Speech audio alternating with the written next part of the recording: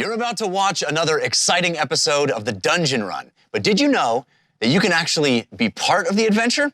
Tune in live on Wednesday nights at 6 p.m. Pacific time, and you can make your voice heard and help determine the fate of our adventurers. Hope to see you there. Greetings and welcome to The Dungeon Run, a live tabletop role-playing game where your interactions help tell the tale. I am Lord Ereban, the Keeper of Secrets, and I have brought these adventurers together and set them on an epic quest to decide the fate of the world. When they found my amulet, it gave them the key to unlock the mysteries of Ain and allowed them to communicate with you, the Watchers of the Time Stream. Now you have the power to help or hinder them as you see fit. If this is your first episode, fear not. Our Dungeon Master will catch you up on everything you need to know to jump right in. And you can always watch past episodes by visiting our YouTube or listen to the audio version by searching for The Dungeon Run wherever you get fine podcasts. The Dungeon Run is made possible through the generous support of our patrons.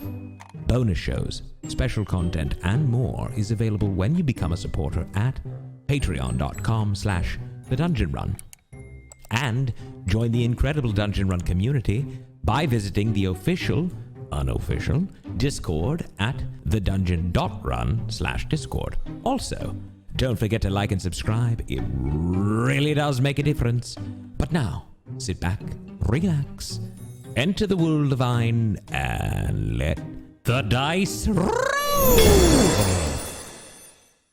Right there. What? Yay! What? Yay! Welcome, patrons! Welcome, Watchers of the Time Stream, to episode 106 of the Dungeon Run. Woo! Woo! Particular welcome if this is your first episode. We are going to catch you up on everything you need to know in the story in just a few moments, so hang with us. We do have some business to get to first, because huge announcement this week. Ron, Ogden, tell the folks our huge announcement. We have a huge announcement? I'm surprised. We have new items in the merch store. That's huge, I should have Ron. probably figured that out. I don't know why my brain was like, panic. I don't know what he's talking about. We have new items in the merch store. They just dropped. You can check them out. We've got Civ Vicious's, thank you, Civ Vicious. New poster out. We got it in two forms. We have it in a poster and on canvas. We have gotten some of the greatest fan art ever, but I don't think there's anything I like more than this. This is among the most incredible pieces of fan art we have ever gotten. It is truly poster worthy. Yeah. Comes with its own frame that has references to the show in it. It is, I'll give you a little backstory, because Civ Viscus was working on this, and it was gorgeous in black and white.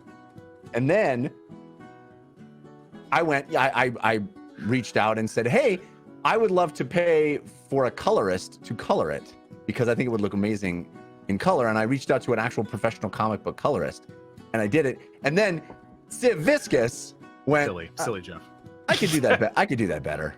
And just proceeded to color it himself, and it is absolutely stunning in color. I think we're offering both the color and the black and white versions. Right now, we're just offering the color. I didn't think anybody would want the black and white version, but we could also offer that one. I apologize. I spoke out of turn, but it is Wow, an extraordinary piece of work. If you were a nerd child like me, you owned an X-Men poster with all of the X-Men on it. Yeah. I'm sure it was the iconic Arthur Adams X-Men art. Absolutely. And this feels like that, and it is so it's so flattering and incredible. In addition, we have a brand new Weekender bag as well, called the Heroes of Bingle bag, which is literally a very nice Weekender bag for those of you who like to take weekend trips during COVID. If you're taking it to the beach, beach I feel bingo. like Heroes of Bagel was right there, Ron. It was. It was. I didn't, I'm not you, and I didn't want to steal it from you. Heroes of Bagel sounds like a Greek bagel shop. you just call it a bagel? We're copywriting that. We're copywriting Yeah. that. Or the Heroes of Bagel. That'll be I happening. get it. Bagels. Maybe they're bagels. Maybe Heather got it right. Maybe it is a bagel. With lots of That's lots. how Heather says them too. And I one say other bagel. thing, we have a brand new deck of playing cards called a Deck of Many Civs. What? It is literally just Civ and the Dungeon Run icon on the top of the cards. They are normal playing cards. so you Perfect guys for check 'em out. cheating. Cheat your friends. Check 'em out. Incredible. Perfect for Deck of cheating. many They're civs. all the Ace of Hearts. Well, I had that one, but I didn't get a Heroes of Bagel, which I guess I probably should have. Deck of many civs is pretty great. They are perfectly size fitted to slip up your sleeve. So do not fail your sleight of hand check with our deck of many civs. Hey, thank you, Ron, for all your hard work on the store. Yeah, you man. can check that out. I think our vanity URL is up and running now, right? It is. Yes. And which is? Jeff, Shop. I don't want to say it wrong. Shop.thedungeonrun.tv. Shop.thedungeonrun.tv. So cool. So cool. All right. As I said, this show is made possible because of our patrons Katie, over hold at it together. patreon.com. We've lost Katie already. I mean, we lost her last week too. Yeah, different. So cool. Okay. I was doing a little strong bad. It's an old reference. Okay. I know this reference. Yes. Early internet Patrons, patreon.com/the dungeon run. That's the only reason this show exists, continues to exist, is because of the generous support of our patrons. You should look into becoming one if you are not one already. You get cool stuff. You get really, really cool stuff for being a patron. You get extra bonus content. We do an entire extra show that comes out early just for the patrons. It's called The Dungeon Cooldown. I was on it last week with Jared Kajak. We had a great old time talking timey-wimey stuff, right, Jared? Yeah. And we talked about having kids and being dads and trying not to go off on tangents. It was a bleak hour, guys. Try our life, Morgan. Yeah. Try our life. Anyway, There's a good 10 minutes where we just take naps. yeah. I would like to remind you that you guys chose to be fathers. You chose. Yeah, no, that's what makes it all the more incredible. It's like you do it to yourself. You do. Okay. That was a tangent. Patrons. There's lots of cool stuff. Check it out. Patreon.com/The Dungeon Run.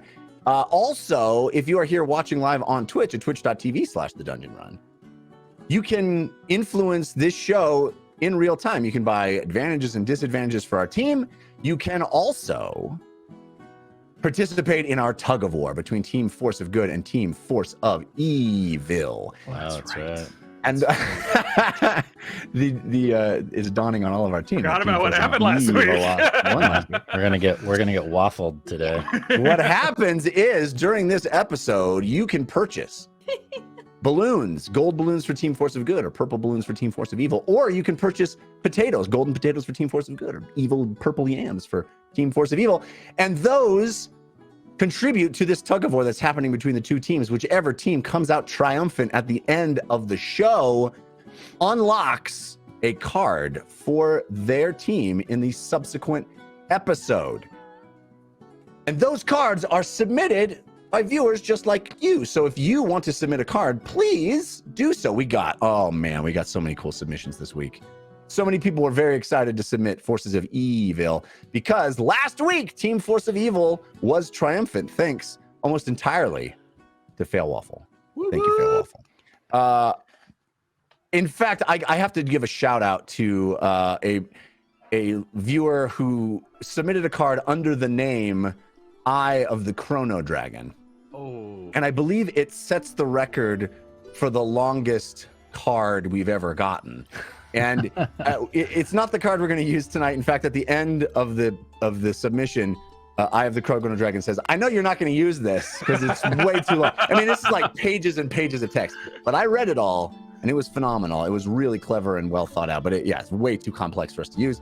And Eye of the Chrono Dragon knew that was the case, but I wanted to shout it out because I thought it was really cool and I enjoyed it. So thank you for submitting that. Appreciate All right. your eye to details. Indeed. Okay, so what card did we select for Team Force of Evil's win that will be active for this entire session tonight? Well, Are you asking me? well, in a way, Katie, in a way, you did. Oh no. Because this card is called Curse of the Hotel Wi-Fi. No. Too real. I'm Too still real. here this week, by the way. And it was submitted by Breba. Thank you, Breba. It reads as follows.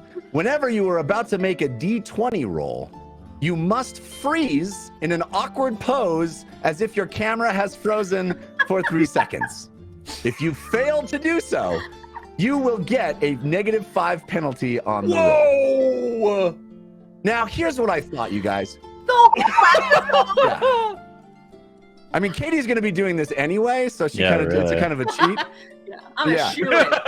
Here's what I thought, though. Here's what I thought. I felt, there were a ton of cards submitted in honor of Failwaffle and her love of Whitebeard that were sort of, a tribute to her because she basically single-handedly won the tug of war last week. And I thought to myself, I said, self. Do it in the Whitebeard voice. If you're talking to yourself. Well, no, I said, this is a cool card, and I appreciate Breba submitting it, but it doesn't acknowledge the fact that one person basically single-handedly won the war last week, and also it doesn't. It can be its entire effects can be avoided if the team is diligent. Where's this? So there's a second card that's going to be. There's a second card that will be in effect this week as well. Are Vardo burst into flames again? This is not what we agreed upon. We did not agree upon this. This card was submitted via by Failwaffle via CTAR. Okay. And I I forgot like to how get the she title of sends it. her little messenger minions got to do her minions. dirty work. Yeah. No, she has an army. It's okay. This Fail- one's the called Fail Army. Yeah, A that's right. Lair in Time. And it goes like this. During any combat that may happen in this episode, Jeff may use the lair actions from Whitebeard's Juddy as if the battle was taking place there. So like the cannons going off and stuff. Excuse me. The So you're doing the first of many double- fights where Jeff said, "I don't get to use any of my layer actions." Yeah. I portal 500 feet away. So that's what we're doing. That's what we're doing. We got 2 Force of Evil cards in effect. Curse of the Hotel Wi-Fi. Well, it looks and like it's A going to be Lair one of in those Time. episodes where we just sit around and talk. 2022 is off to a great start. did I love this. it. Liv, tell us You about did your this. feelings on everything. I wrote a poem that I'd like to recite. It's It's very not just long. taking up time. Trust me. Okay, so It's I always entitled War and Peace. Jessica Lynn Parsons. Yes. Tell me the very special things that you need to say I right have now. very special things. Okay, so just in case I lost it, because we had to restart the stream, I did write down our early birds to chat. So that would be the Pack NW, Fallstar, Dadpool, 3VL Forever, Doc Lannister, Lord Butterwine, awesome name, One Fire and a 7, Borkware Mark D, Whisper Josephine, Mega Myelinated, JT Justice, Dis, Numero 71, and Angel Devilson. Thank you so much for showing up early to the stream. And we also got tons and tons of love. I have no idea how I could never read out all of the amazing support that we've received so far, but lots and lots of gift subs from Witch Space and Red Robin, huge cheer from Changebox, lots of cheers from the CTAR and Fallstar, Aunt Jedi, Tuo Mask with some gift subs, Buldim with gift subs. There's too many to count, so thank you so much for your support. Thank you. 2 more things we need to say before we get started. Thank you. But one of them is a big happy birthday to Katie Michaels. Really done this stuff yourself tomorrow. Tomorrow, Katie turns the big 2-1, everybody. That's right. Can finally drink. Yeah. She's going wild tonight. Congratulations and happy birthday. We miss you. I miss you guys and- too. We also already got some evil yams. Speaking of birthdays, there was an evil yam purchased by Whisper Joe in honor of her son's birthday yesterday. Oh! Happy birthday, little Joe! Yeah. Well, Love it. Joe. Love Joe. it. January birthdays. Shouting I'm guessing Joe? it's very loud Joe. Maybe Shouty Joe is what the if it's anything like my children, it would be Shouty Joe. We also got Shouty an Joe. evil yam from Abra Kildabra. Nice. That's a pretty cool name. That's a pretty cool name. Dabra, and why are you Abra after that? Kildabra. That We sounds got like a Jeff couple of balloons. NPC for a one-shot. That's right. A couple of balloons from Lily Dumblestuck fan and Ahoy Gingerbeard, which brings our current tug of war to Team Force of Good, 5%. Team Force of Evil, 95%. Woo! All right. Is there anything else I'm forgetting, folks? I don't think so. All right, let's do it. Let's start the show by lighting the torch.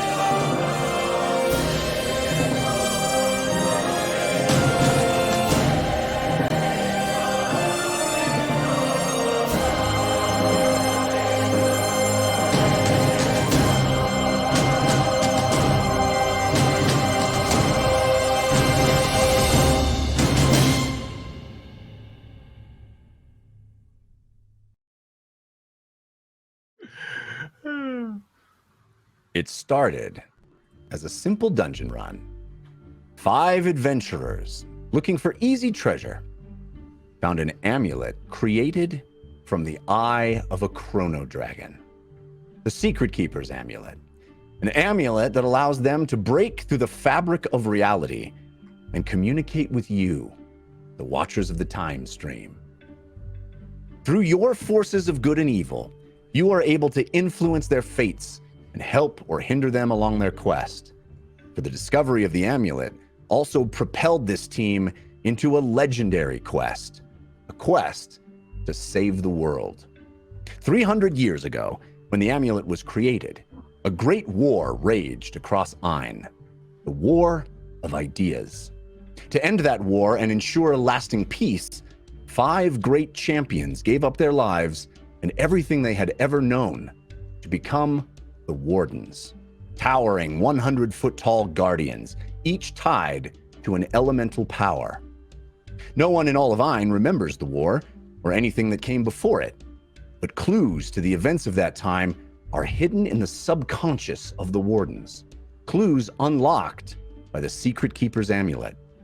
As the amulet bearers, it fell to these adventurers to find the Wardens and witness their secret memories, to piece together the mystery of the war and the existential threat that started it.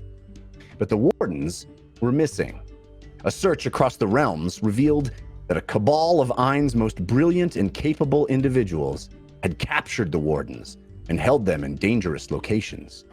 The heroes battled a mad scientist inside a soaring sky tower, an amphibious warrior at the bottom of the sea, and ultimately, the leader of the cabal herself, a powerful spellcaster called the Ashen Mage, who led an army atop an active volcano. There, the team discovered that Civ's first love, a tiefling rogue named Vic, was in league with the Ashen Mage, and had helped her steal the Wardens and extract the motes of power that had created them. But Vic still had feelings for Civ. She grew angry at the Ashen Mage and lashed out, striking a magical urn that the spellcaster held dear. The resulting explosion took Vic's life and unleashed a strange energy across the land. Vic's emphatic last words to Civ before she died was to seek out the grave of Nonezzeron, the mighty chrono dragon. In the days and weeks following the blast, terrifying new monsters appeared in Ain, bringing death and destruction with them.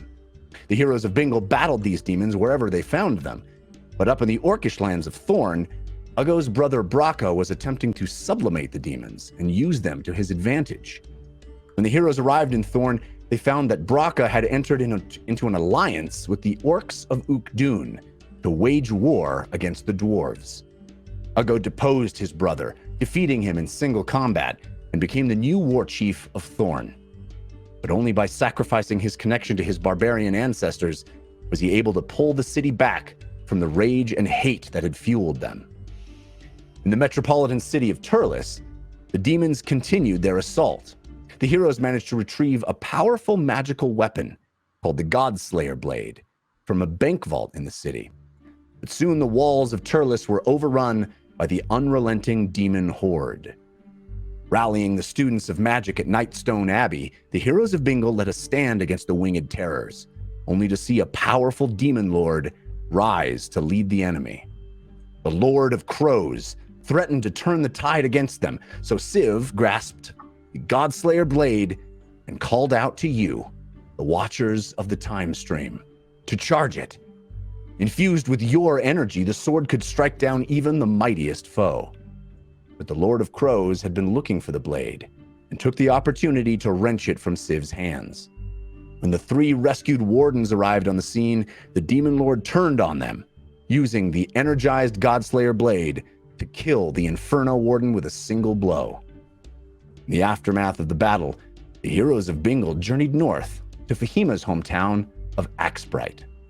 There, they learned that her missing father had been heading toward a little-known location to the west called Orms, searching for the Quake Warden. They continued north, making it all the way into the lands of the Shazengao, the Dragonborn kingdom that had become hostile to outsiders. Following the flight of a young blue dragon, they found a strange area that seemed to be displaced in time. A forest where seasons collided and the very time of day seemed unstable. Wyrmlings circled in the sky over a mysterious hole in the ground that led into what appeared to be a dormant dragon's lair, the lair of the chrono dragon Nonezzeron. Entering the innermost chamber of the dungeon, they found the final resting place of the enormous creature. There, amidst a dead, gray landscape that seemed to be stuck in time, were the skull, claws, and skeleton of the mightiest dragon to ever exist. Stranger still, being near the bones seemed to activate the Secret Keeper's amulet. Rising to Lily's forehead, the eye on the talisman cast a vision into the room, transforming everything around them. The Heroes of Bingle could see the dragon's lair as it appeared 300 years ago, when Nonezzeron still walked among time flowers and chrono seeds. The vision revealed the very moment when 5 warriors, the champions of the Ariat Age who would become the Wardens, entered Nonezzeron's lair and attacked the Chrono Dragon. The Heroes of Bingle watched the incredible battle unfold before them, a mind-boggling clash between a time-altering Chrono Dragon and the fighters armed with astonishing elemental weapons. But just as the champions seemed to gain the upper hand, Nonezzeron disappeared, escaping through time, a desperate leap 300 years into the future, arriving precisely at the moment the Heroes of Bingle stood waiting in its lair. Sensing a trap laid through the centuries, the Chrono Dragon attacked, and the Heroes of Bingle had no choice but to fight back. Once again, they turned to you, the Watchers of the Time Stream. Once again, they asked you to charge the Godslayer Blade to fell an impossible foe. The hilt burst to life with power immemorial, and Civ plunged it into the spine of the mighty creature, sending its corpse back from whence it came. They could see, in the vision, 300 years ago, the body of the Chrono Dragon land at the feet of the champions of the Ariat Age. Though they mourned its death, the champions wasted no time doing what they came there to do. Cutting up the dragon's heart, they stuffed it into a porcelain urn, an urn that looked exactly like the one that exploded in front of them when Vic struck it atop Sky Scorcher Peak. Then, reaching inside, the heroes pulled out the charged Godslayer Blade. forging the weapon that would eventually kill it from the Chrono Dragon's own heart. But they weren't done. Into the urn also went Nonezzeron's eye, and from its gooey essence was fashioned the very item that had brought the Heroes of Bingle together in the first place, the Secret Keeper's amulet. And that is where we will pick up this week. New least favorite phrase, gooey essence. Yeah. Essence. Brought to you All by right. Chanel. We pick up this week, although I have to say, we did get a yam while I was talking. While I was yammering, people were yamming. We got an evil yam from the Cosmic Lord that says, "Happy birthday, Katie!" Hooray! And we got Thank you. 2 golden potatoes, one from Just Whoa. Jules and one from a Thank you, jar Just full of Jules. bees. Thank Off you to a both. running start. Nice. Yes, indeed. Well, that brings us up to Team Force of Good at 39%, Team Force of Evil at 61%. Thank In you. our tug of war. All right. So we pick up in the moments just after the vision fades. And you are left back in the dead gray tomb of the Chrono Dragon. In fact, we should just go back into our map room and see the visualization of that place where everyone Justin's just left off. preparing. Get ready. I don't want to talk about it. There might be All another right. dragon dropping in through the time portal any moment now. So we are in this gray, drab tomb. But perhaps now you see this place with different eyes, with the knowledge of what it once was. This grave was the vibrant, thriving lair of a Chrono Dragon. Looking at it now, it seems like a faded picture, dry and cracked, the color pallid and dim. A husk, but a husk frozen in time. Perpetual necrosis. Are the 5 champions still there? No, the vision is completely gone. Is everyone all right? Yes. I'll go. Yes. I'll is face down, unconscious. I'll run over to Ugo and do cure wounds on him immediately. Fahima? I'm all right. She's just staring at the remains. I can't believe we did it. We didn't have a choice. No. There's I don't always a like- choice. Isn't that what he taught us? Yes, die or kill, which is the situation we were in. Ugo was practically begging me to do this because he knew that there was only a matter of time before this thing ripped one of us apart, probably him. Is he going to be all right, Lily? He's gonna be all right. How many hit points, Lily? That one was only 11, but I'm gonna do it again. Or yeah.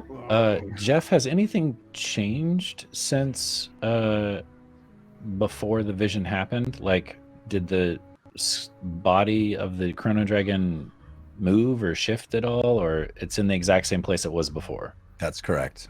Yeah, this place is back to being eerily quiet, that deafening quiet, and all of the sounds and fury of that battle that you saw in the vision echoed throughout this chamber, but are completely absent now.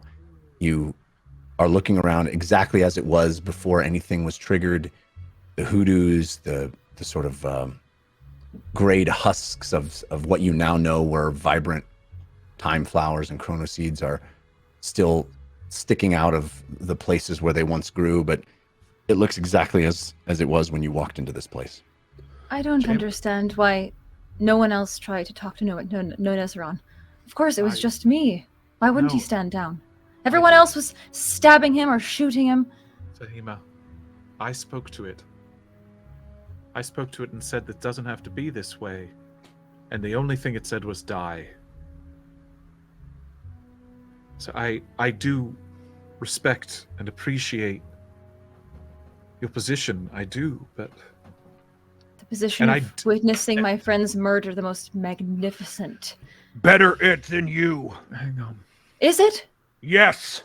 Well, I don't think this And is I will answer actually yes every time. about us or it. I think it was about the greater of Ein. Yeah. How is the greater of Ein better without Nonezzeron? James is trying to Well, walk that's- over towards Fahima, but he's in the dark, so he's probably running into all of the hoodoos. As he does. Well, You guys can move Meep yourselves is to burning. the map room, by the way. You're able to move yourself. So just keep a track of where you I'll go- are by moving. Okay, I'll go. You take another 13 points of healing. Lily, what were you going to say? I think what they were saying was that this is necessary for the existence of Ein. Why? I don't know. His bones are I don't here. know. You don't We think can- we could have learned something from him? We They did. said they looked. They forced our hand. They didn't know they were doing it, but they forced our hand. The 5 of them, the wardens before they were the wardens. My dad would never have killed Nonezzeron. But even so, they did so with Fahima. tears in their eyes. They called it friend. Fahima, your dad would have killed Nonezzeron if it meant saving you. I think even you could admit that. Yes. Yes. And I I don't like- believe that was the situation that we were actually in. None of us wanted to kill Nonezzeron. I don't want to kill anyone. No. I still have to talk to y'all about what happened in the past. But there hasn't really been a good time. So, I understand that this is hard and not ideal. But we're getting into increasingly unideal situations, it seems. I asked this before, and now I ask again. Are we sure that they are good people? That the wardens and the heroes that have been chosen to become wardens are doing the right thing? No, No, we're not sure. we're not sure. We've seen them do questionable things. We've seen them burn down libraries. We saw them walk into this thing's home and murder it for all intents and purposes, or actually force us to murder it, which I really dislike. But But I we've hope- also seen the other side, True. which doesn't seem any greater. True. And I hope that whatever they were fighting, the point of all of this, whatever they were fighting was so terrible, was so hopeless, that they had no Oneirius. choice but to kill the most powerful thing, and the thing they called their friend. Nicholas called it his friend. We could They have s- it in our possession now. The thing that they killed him over, and the thing that they fear do. Unofficial about could be in our possession now. They killed it to make the amulet and to make the sword. But why? They needed What help. did Unofficial have? What? Don't know. Chrono Dragon called him God. That's hopefully Well, So they Go ahead. created the Godslayer blade to kill who they thought was a god. And then they created the Secret Keeper's amulet, which... How would you summarize what it does exactly? it keeps the If you were to secrets- create it. I think maybe even then they knew that they were going to lock away the secrets, the knowledge, that they were going to lock away the knowledge that maybe Onivrius had discovered. Science. The atom. Well, James is pulling out his notes again and going back to From the Forges. The atom. Jeff, can Civ crouch down where the Chrono Dragon's skull is and try to uncover it more? Yeah. Is that possible with the weird time distortion thing? Yeah, you know, James, as you walked forward sort of blindly in the dark, putting your hands on those hoodoos, touching them, they broke apart and your hands crumbled, and of course they reconstituted themselves as they had before the vision. Civ, in the same manner, this looks like the skull and all of the skeleton are pretty heavily covered, or you know, Right. it's like a dig of you'd see on a paleontologist, you know. So it's pretty heavily covered. So if as you start to push the dirt back, it goes back to where it was as soon as you let it go. Are any of the teeth exposed? Yes. I would like as large a tooth as I can find. I'd like to take it. If I have to get out my chisel and hammer from my tools, or my dragon tooth dagger, or whatever it takes to break it off, I want proof that this thing was here. Okay. Roll me a strength check. You have advantage from Goofus McDorkle. And you paused for 3 seconds. Oh my god, I already forgot about that card. It's gonna be brutal. Oh, Okay, I'm sorry, strength? Yes. oh god. Just straight strength, no tools, no. Oh, you can add your nothing? tool. You can add your tool Okay. proficiency for sure. Yeah. Okay, great. That's much better then. That would be a 31. All right. So you pull out By the way, my tool proficiencies are doubled, just so you know. I guess. you pull out your chisel and hammer and go down to the tooth, and as you strike it, that moment you perfectly struck to try to jar this tooth out of the ground. As Right. soon as you do, the chisel in your hand pops out of existence. Awesome. What?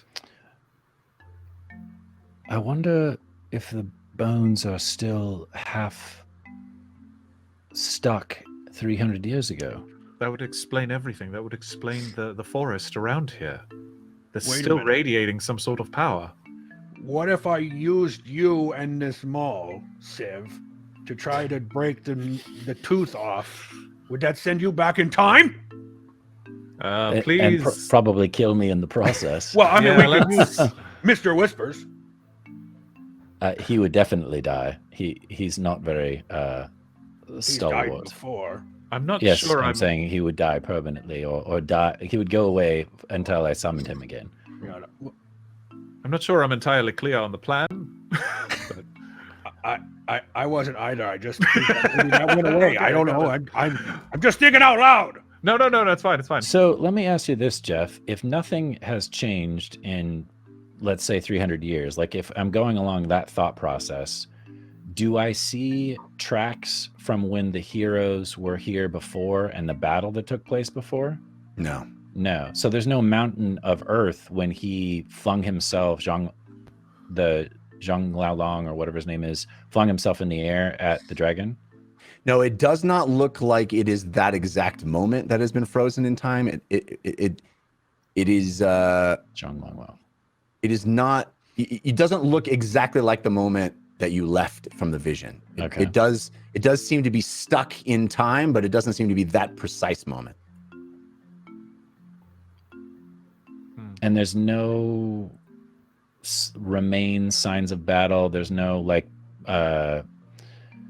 I don't know. I mean, there's a big body. There's a big dead body from the No, battle. I know. I'm saying like signs of battle. Like, you said that it exploded and then went back and then exploded and then went back. I mean, like you saw the whole battle. room explode Yeah. and reconstitute itself. I mean, you saw this massive scale fight happen in here where it was, there were huge spells going off and all Right. kinds of things destroying the environment, and the environment would come back together. Come back. Jeff, when we saw the vision end, did it end with them leaving? No. It ended the moment that I described. Right. Okay. You saw the amulet. The amulet handed off to Zhang Laolong, and Mirasis said, "Give this to someone you trust, someone that can keep a secret." We know Jeff? that the. Go ahead. Sorry. Ugo's going to cast Detect Magic. Okay. And just start looking around and seeing what's magical. Yeah, I mean, certainly the bones themselves give off a very strong What about signal the of- hoodoos? No, hoodoos don't particular. I mean, the whole place sort of has a magical aura to it, Right. but they don't in particular have any magical qualities that you perceive. The only thing that I can really see magical is the bones of The bones themselves are extremely, Hmm. intensely magical. We know that the Ashen Mage and Vic were here. Is this where they found that the urn of invention? Do we know that Vic was here? We know she told us to go here. Yeah, but- maybe we do. I mean, yeah, that might be an assumption. You're right. But I mean, she knew. She seemed to know. She seemed to know that this place was important. So yeah, but that doesn't necessarily mean that she was here. You're right. Jeff, I'm going to go down this pathway over here. Mhm. Is there anything of note in that corner? No, you can make your way around this much larger lair of the dragon. You guys moved through some of these chambers, and if you spend enough time searching around, you could find other sort of side passageways that get you back. But this place wasn't simply a one direction tunnel, that some of the pathways could be connected. But it seems to be emptied. Oh, okay. I'm gonna So go over. it must have been go looted here first. then, right? If it's a dragon? As far I as think what that's a Civ safe assumption. knows. Yeah. And you I also see. know that you found a treasure cache in which the Godslayer blade hilt was kept. Right. And a lot of that treasure cache that you saw back in time that Whitebeard put in his vault Right. were clocks and things like that too. Right. And we found out that Clocks. that was being moved around by the Shaz and Gao, right? They That's were trying to correct, keep it a secret. Yes. Okay. Not only that, but the ring, and James points to his ring, the belt, the gauntlets that I think were the thing that he used to, that Choron used to create Whitebeard's jetty, right? Mm-hmm. What about them? Those were all wielded by the champions, by the heroes of the Aureate Age, and then ended up in the Shaz and Gao's cache. Right. Well, they might have had to give that up when they became wardens, since Right. the motes were used to transform them. Right. The Ashen Mage had the belt. Yes, right. But she got it from Yon Mo at the bottom of the Deep Reef. Because we know the belt was being worn by Bao Jai when she turned herself into a statue and took Yon Mo to the bottom of the ocean. Right. Fahima, may I borrow the belt briefly? I Um, promise You know I why will. Bao Jai had it as well. Because You she know was why. she was Shaz and Gao royalty. I mean, Mm. yes, yeah. It's no And you know that Choron had the gauntlet and was one of the people who was put in charge of moving because the Tritons were guarding the Yes. the treasure, and They he had gotten took- into a deal with the Shaz and Gao to guard the treasure. Yeah, That leaves there was the you described a circlet that Mirasis wore. that's correct. And there's something that The two rings that Orad were wearing. that Orad wore. Yes, The wrist rings. right. They said something that Ugo does not quite understand. Hmm? Inflection point.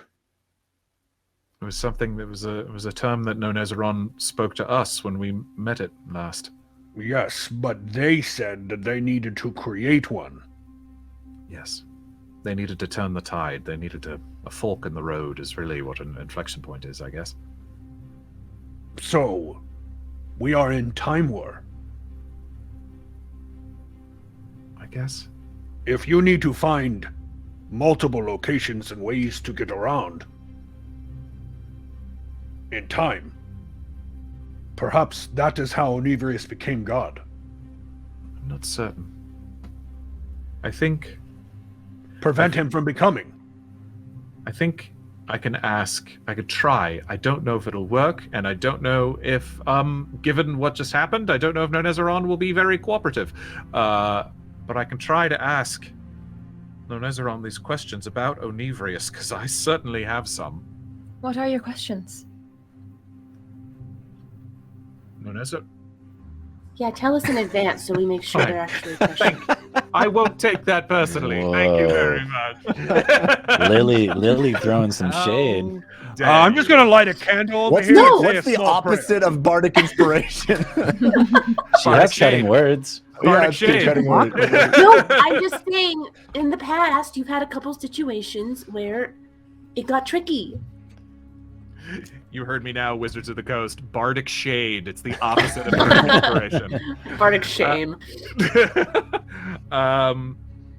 Fine. No, I mean, I'm still sort of working it over, but as soon as I heard the mention of the name Onivrius, I was, my mind was transported back to that library that we found with those books. We took some of them with us.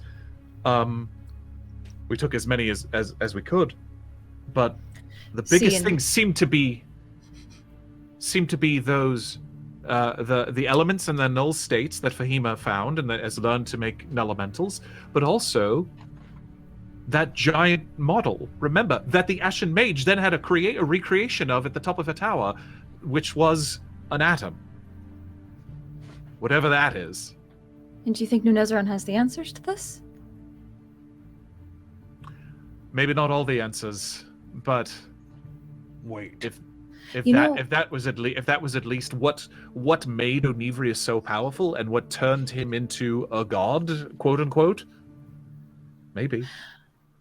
It seems as though it gets quite tricky in the wrong hands, though, because while you thought of that, I thought of Vargan. Why?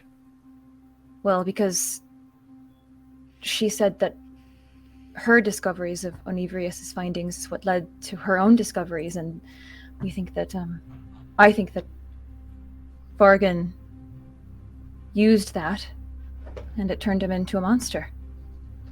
Huh. Do we still have Vargan's flesh book? We do. Yeah. We have both of the Ashen Mage's spellbooks inside the bag of holding. Yeah, I still have one of Onivrius's books as well. Which one? I think Laser it's speaking? No, I think it's earthenware. Oh yes. And I one. gave a bunch to Fesh and Torvalds in Turles. Yeah. Can I Civ, would you mind if I grabbed one of those books? If you let me borrow the belt, yes.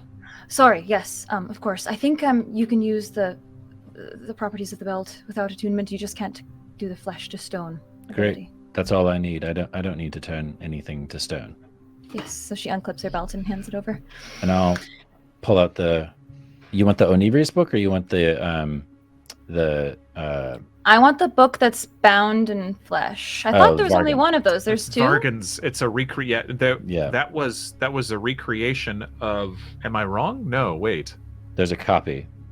Yes, it's a copy of the Ashen copy- Mage's spell book. We found one in her spell tower. The other was in Vargan's hands when in we the killed forest. Yep. Yeah.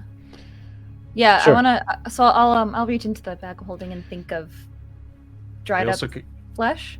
Well, I'll just pull it out for you. You probably Okay. first get like monster parts. Don't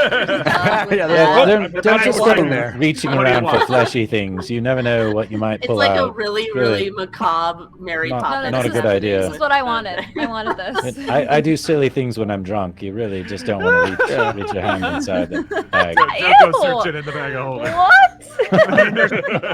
I've got 2 giant chicken claws in here. Oh yeah, you have Bacillus a lot of still in monster here. parts. Yep, most of the really gross stuff in the bag of holding is from Fahima and Ugo chopping up monsters and putting the body parts in the bag. That's what I'm saying. I think if you think of dried flesh, you're gonna get a lot.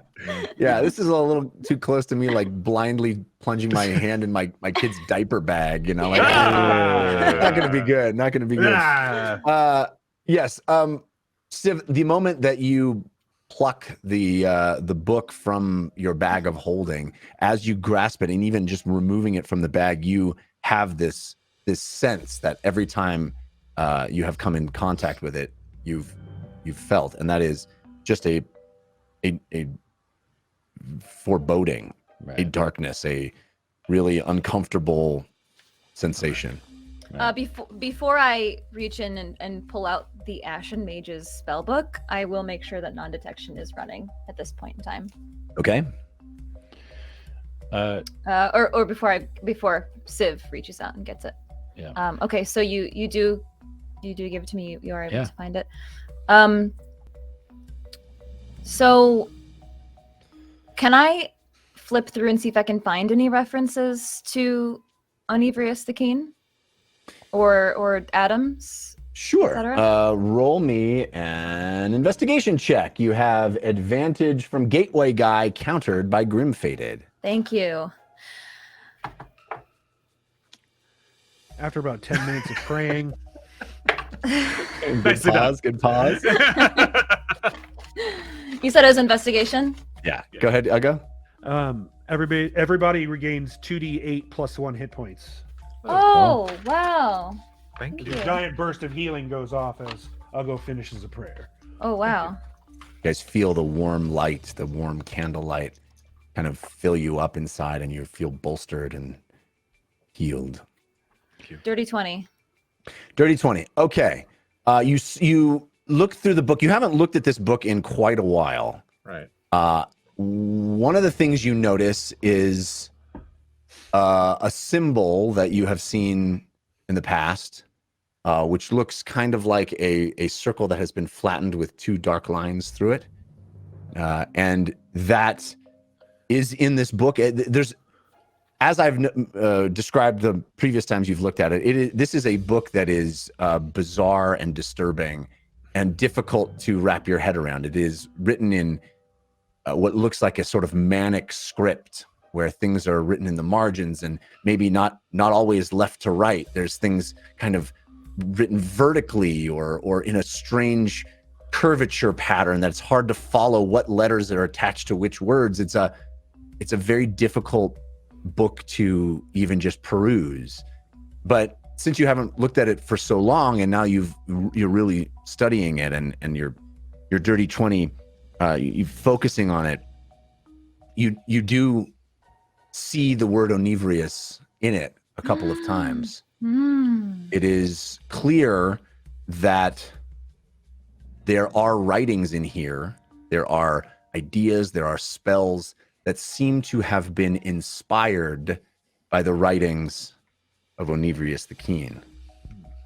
And am I able to read any of those I think they're sort of beyond you and difficult to grasp, but what you are able to take away is that some of what is in here seems to have been directly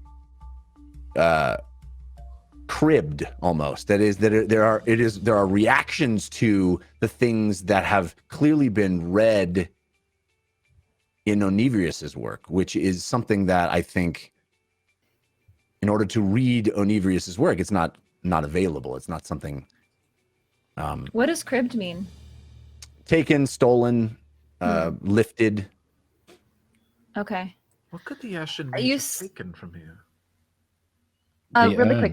Really quick, I want to ask one more thing about this book. Last time I opened it, I wrote down in my notes that you said that there was references to reshaping rock and references to lava in Primordial that I couldn't read. Am I able to read that now? I don't think you've learned Primordial in the period since, right? I know Primordial. Oh, you know Primordial. Well, I know. I thought you knew Ignan. Oh, Ignan, right? Which is a dialect of Primordial. I don't think at this point there's anything more that you know that you're able to glean, other than clearly some of the spells that you were studying that the Ashen Mage was trying to teach you when you were briefly her protege. Even some of those, it seems, now that you are able to put it together and are looking for that word, even some of those, it seems, are inspired by the works of this other individual. Okay. Should I see if this Speak with the Dead is even going to work? Yes. Were you going to ask about Onivrius specifically? Yes, I was definitely. Well, the way the spell works, and this is very tricky with someone like Nonezzeron, the way the spell works is it only knows what it knew in life. Now, with a time-traveling dragon, who's to say when that is? Jeff is smiling right now. Well, my favorite part of the spell is that it explicitly states it can't speculate on future events, which is delicious when you talk about a chrono dragon. So we could be here all day speculating what it knows, what pockets of history it was present for, and what it wasn't for.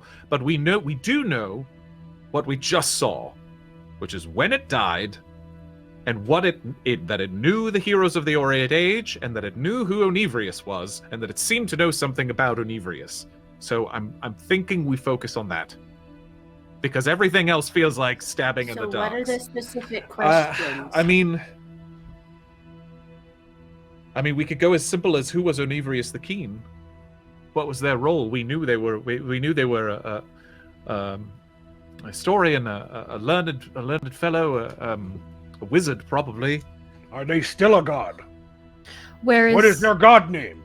They can't speculate on current events, and it died sort of 300 years ago, as we said. Well, but Onivrius was god a long time ago. Right. Was the power what made Onivrius a god? I mean, even the question of was Onivrius the Keen who the heroes of the Aureate Age were fighting in the War of Ideas? Because we saw the sun, the moon, and that symbol from Vargan's book, and the symbol that we've seen on all the obelisks, the symbol We of the can abyss. get this information without the Chrono Dragon. Yes, but the Chrono Dragon might have extra insight as well.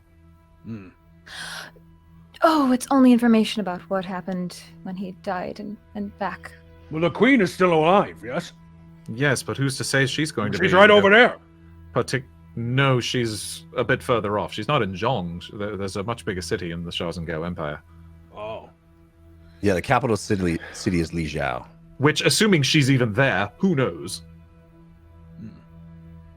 Because Well, we know she's alive? The fact that she's still alive is apparently a very well-kept secret. Where did we learn that? Can we ask... Fesh did. Yeah, it was actually Nance who found it out. Right. I'm sorry, Fahima, what were you saying? No, I'm sorry. I kept trying to cut in. Can we ask about if he knows... the timeline is I don't know what we can and can't ask, but do you think he would know about Osira? Maybe, but It might be after. It might be after. Would a Chrono Dragon know the items that it could be created from it? It would know what its own eye is capable of seeing.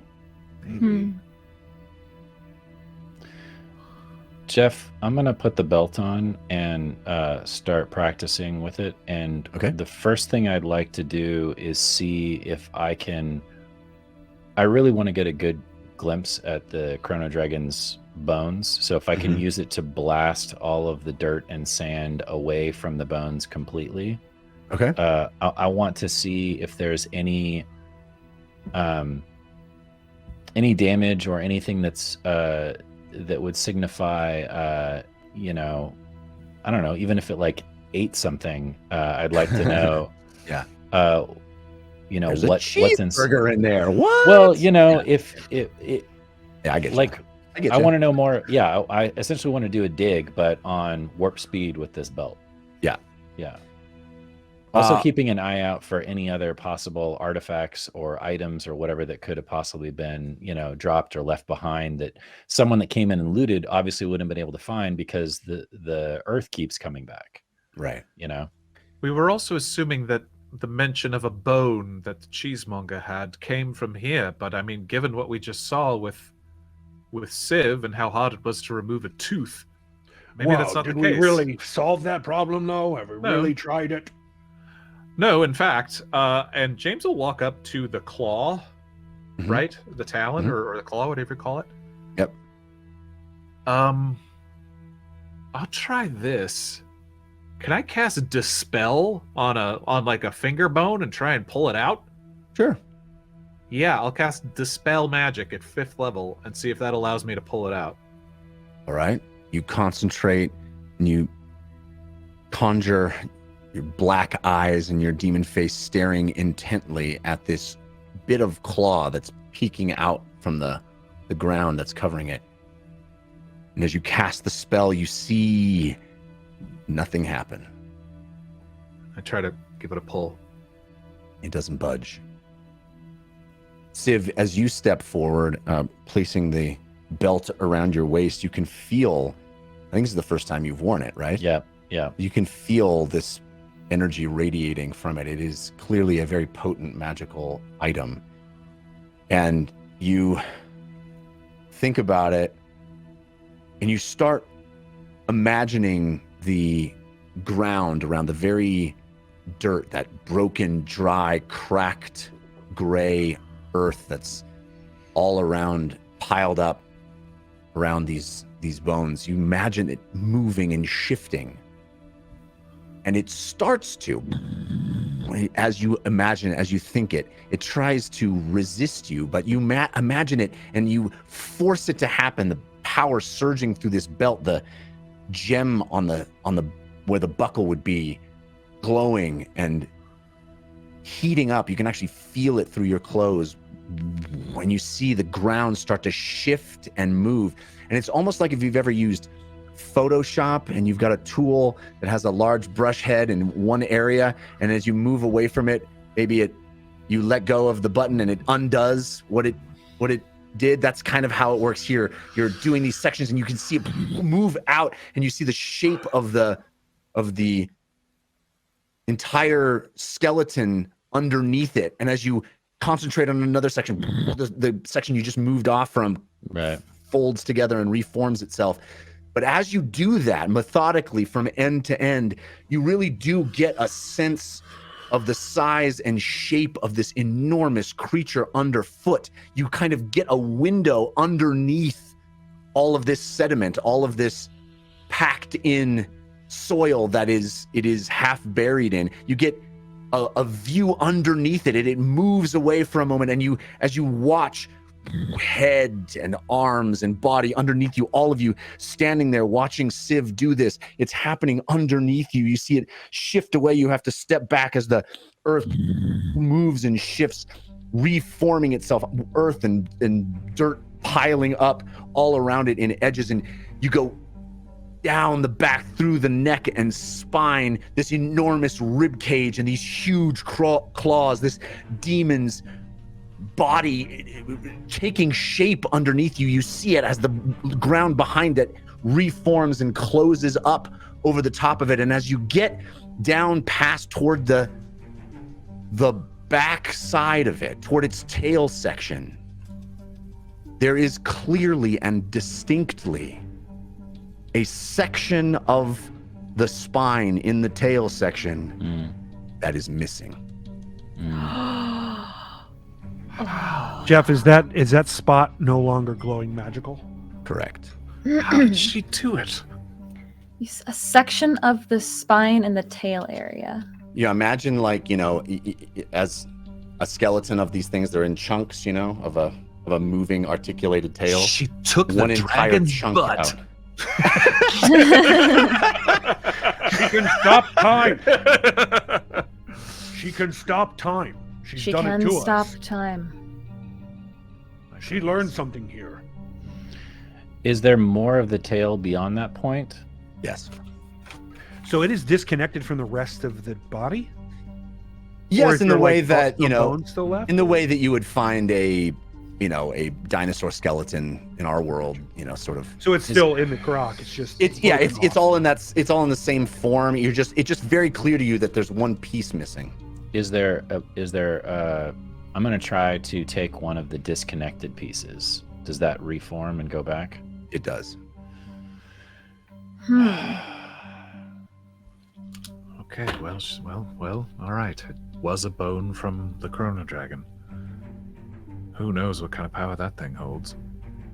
Right, I especially if you're imagine it's what trying allows to. her to stop time. Right. No, Well, it's because didn't she use the moat for that? I think she just can cast that. No, she needed an item to be able to do it. It's not what allows, because it sounds like whatever it was, she left with the cheesemonger, and both the times she's cast time stop on us, she wasn't carrying around a dragon bone. Certainly nothing as big as that. Jeff, do I remember when she stopped time? Was she holding anything? Did she use a moat, or did she have anything in her hand? Atop the Sky Scorcher. volcano, up top Sky Scorcher Yeah. Peak, she was holding a moat of power. Yes. Yeah. She wasn't in the cheesemonger? That's correct. You did not see her wield a moat in the cheesemonger's manner. Right. But we never saw her back in the cheesemonger's manner. So it could have been True. interest. we just saw her face and ran. I mean, how big is the dragon Very bone big. that she took? Pretty big. Is it taller than her if she was standing in front of it? I think probably, yeah. I mean, imagine this enormous, gargantuan creature, a section of its spine, really. All right. Well, Okay, so It is quite large. that rules that out. That's my only option for that. is there anything else that we think Nonezzeron is likely to know? Because even Lord Ereban, I mean, there's no guarantee that it knows Lord Ereban. Well, I think we any presume that- information that you can get about Onivrius is paramount. Yeah, I agree. I think how we phrase that is very specific, though, right? Mm-hmm. Yes. I think. I mean, I'd always assumed that the power on the other side of the War of Ideas was the sun, moon, and abyss. You know, this allegiance or whatever. But is that Onivrius? I remember I had asked. Well, and going back to the first vision that we had, where we became the Wardens. I remember the Shazengao Queen saying that there was a weapon. There was two things. There was a knowledge that she even said then 300 years. Mm-hmm. There was a knowledge then that something was coming again in 300 years. And that this weapon that they used was so terrible. Is it something that perhaps would need 300 years to respawn? Or perhaps they could only trap something for 300 years? Maybe. 300 years to regain its knowledge of itself? Maybe. But we now know that that Nonezzeron was not around when they made everyone forget. It was already dead.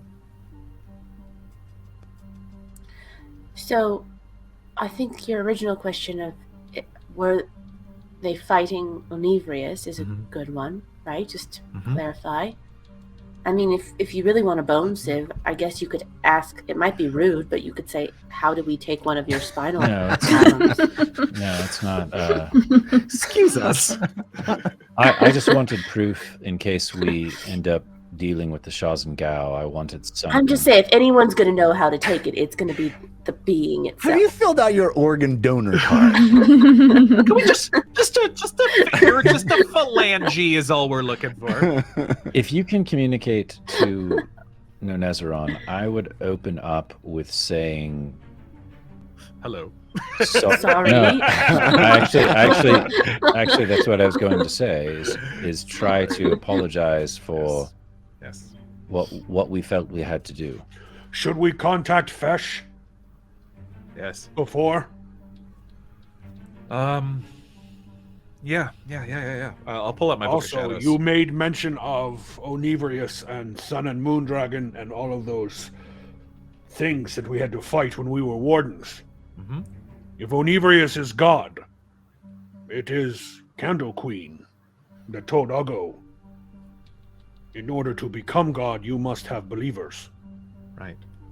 Perhaps Onivrius showed them some knowledge. Baraka also spoke about some other type of gods that, like the old ones. But I think you might be right. I mean, you might be right. Yeah, Jeff, remind us. Wow, episode 100 episodes ago. Exactly. In episode 6, those armies we were fighting, what were they? They were. They're 2 dragons and then armies. That's right. And the impression that you got were that they were sort of armies that were sort of themed like the dragons themselves, like a sun army and a moon army. But we couldn't tell if, I mean, they were didn't like summon- clad in armor and stuff, I think. Right. They were clad in armor, and you couldn't tell if they were alive or dead or what exactly they were. They could have been undead. Right. They could have been demons, though probably not. I also don't mean to put pressure on the situation, but I believe there might still be a bunch of dragons outside this lair, so we might want to move somewhat quickly. Or we should take a short rest before going back outside, but yes. Definitely, but they could presumably come in here. I mean, it doesn't seem as if anyone has for a while, though it would be impossible to tell. Okay, yes. Yes. Okay. I will pull out the Book of Shadows and start writing a note to Fesh.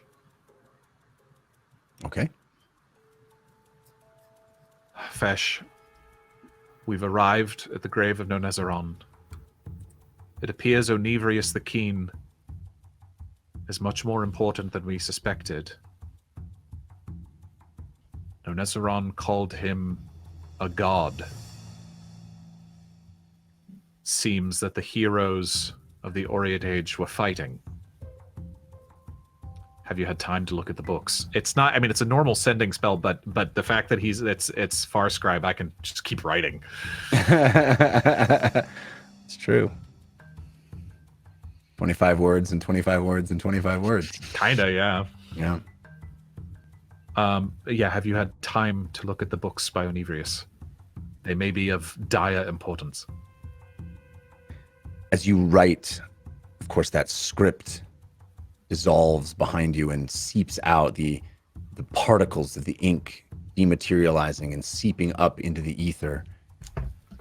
And you wait, staring at that blank page where your words used to be, and in their place starts to scrawl new ink, new text, new characters. And it spells out, fascinating. Have been studying the books you left. These are far beyond anything I have ever read. The mind at work. Incredible. But if I had to guess, the mind of a man.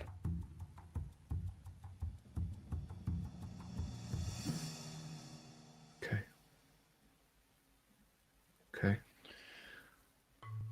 Jeff, I'm going to start pulling out all the planks from the door that was busted up, the debris that was in front of this cave to begin with. And I'm going to start laying those out and trying to piece those together just in hopes that that's going to give us another clue. Fema can help him mend some of the splinters if that's even possible. Yeah. Yeah, I mean, I think you could certainly cast mending on this. It's just pieces of a thing. Okay. I don't know how broken these were. I also have mending. Ooh, yeah. Ability. Oh no, I don't. Mending or sending? I have prestidigitation. That doesn't do that. You can make it smell real nice. Good. Yeah. Yeah, sure. Yeah, I do. Strawberries. It's a delightful process that makes all of you hungry. Roll me an intelligence check, Civ. We'll see how useful you are in this. I will gladly hand that off to Miss Fahima. I'll just go, right. Where do you want me to put this one? Okay. Now where do you want me to put this one? All right. If you're casting mending, you pull the planks out of the bag of holding itself, and you lay them out, and it is a mishmash of different sizes and shapes of splinters and planks. What was clearly the door that you entered through, shattered and broken. And Fahima, as you cast your spell, your mending spell, you see these pieces start to move, levitate into the air, and connect with one another, fitting together like a puzzle being formed in the sky, in the very air in front of you. And as they start to form, you see this large door take shape. You didn't grab every piece. You weren't able to find every particular splinter, so not every piece is forming back together. But as you see it take shape, Civ, you were certain, all of you, though, the ones that had picked up those planks, all of you were very certain to pick up the ones that had the markings on them. So as you see this section of the door start to form together and mend itself back together, you see a series of symbols arrayed in a circular pattern on the surface of this door. A pattern not unlike the positioning of numbers on a clock. But these aren't numbers, they're shapes. And they appear to be phases of the moon? Oh. Or is it the rising and setting of the sun? It's hard to tell. Looking at it, it could really be either one or both. What? I was wrong. What do you mean? Oh, I made a big deal about picking up the planks of wood of the door, and I said there's no useless and none. And I said I would admit I wouldn't when I was wrong. So I am wrong. Is there anything to discern beyond that? There's no writing, or nothing writing. looks familiar to us. I mean, it's familiar in the sense that I just explained. It Doesn't that seems look... to. Go ahead. Sorry. No, it seems to evoke that sensation. Is it like it could be the phases of the moon? It could be a rising and setting of the sun. It could be either one of those. It could be both of them. It's interesting. Does that look like the demon symbol you have seen? No, but Maybe squished? sun, moon, and the. I don't know, Jeff. I mean, I think what you're describing. No, I don't. So I don't have the piece of paper where I drew the symbol on that I had shown you before. Yeah, but perhaps you can recall it. It's a circle that looks almost like a crescent is around the side of it, and then it is almost pushed forward to be sort of an oval, like it's laying down, and it has two large black strikes through it. Right. I'll go. The crescent made me think of moon. Yes. Do you think there's a way to imbue this with some sort of celestial, godlike power? I don't know. I'm just thinking You maybe mean if you're touched by the Candle Queen and you touched it or cast something upon it, it might do something. I could certainly... Well, I don't have anything that I couldn't cast on a wooden door. I guess I could channel Bless into it. I could try. No, let me see. I'll go grab the door.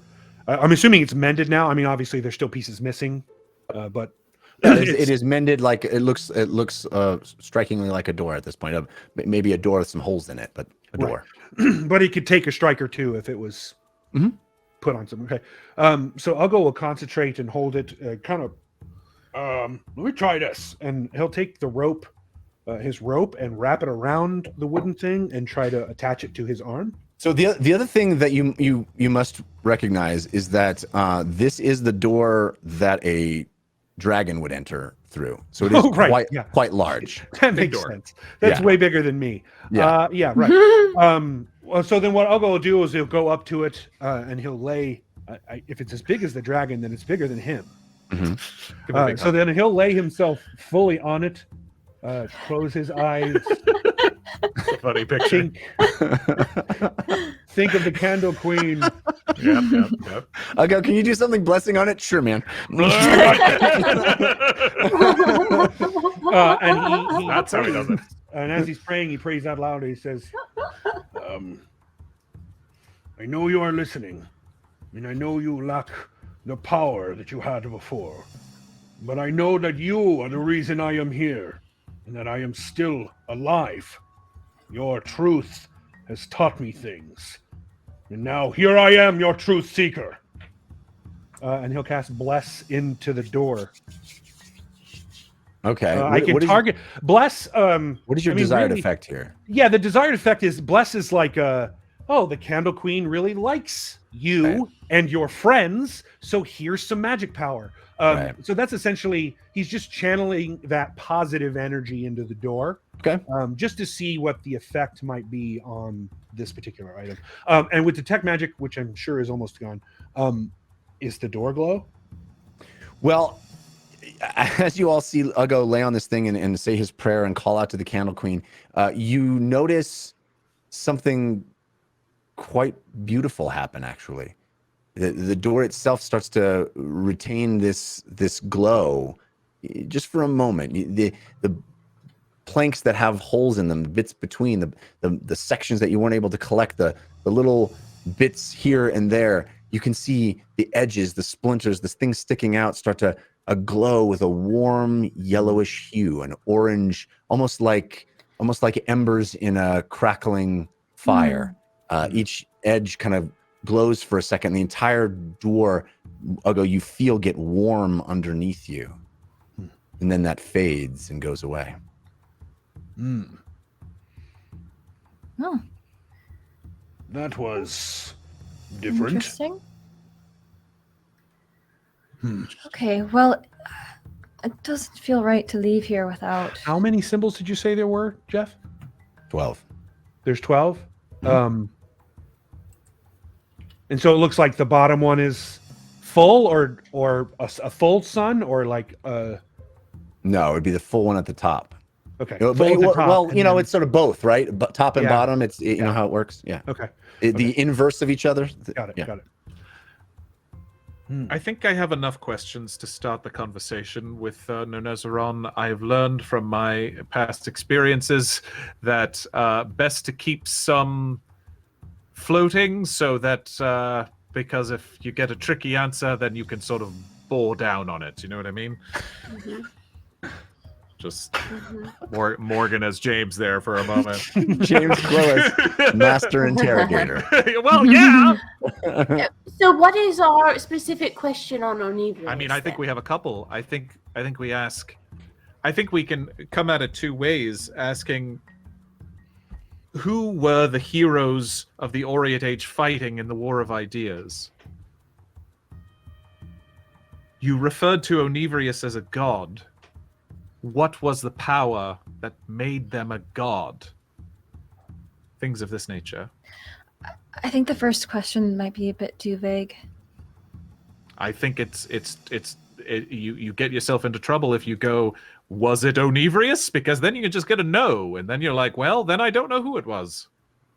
Okay. You understand? Mm-hmm. So vague is not bad necessarily, Unless it is a vague answer, then because if it's many people, but then I can focus on it a little more clearly. yes. I just want to reread the spell for the audience. The corpse Yeah. only knows what it knew in life, including Correct. languages it knew. Answers are usually brief, cryptic, or repetitive, and the corpse is under no compulsion to offer a truthful answer if you are hostile to it or it recognizes you as an enemy. Very true. Which is what does happen. It's just gonna say die. I feel like we're in court. Just want everybody to mean, be look, Please aware. place your hand on the Book of Shadows. All right, so Should we knowing like all of hide the this- amulet before we do this? Yeah, right. It's very triggering. Don't look at the eye. Is Don't that look at the eye. No, When no, it no, will- that's- okay. This is a crazy idea, but when you cast this spell, does it know who you really are because it's a dragon, or can I disguise you as someone more friendly? I mean, you can try. That's a fascinating idea. I don't. Also, have we tried to put the amulet in the socket of the dragon skull? Who's friendly to Nonezzeron? No, that's a great that's a idea, good idea. Ugo. Oh, Let's do this first, and then Yeah. we'll do that in Of case course, of that course. creates a huge. I don't want to step on problem, James's yeah. toes. No, it's all right.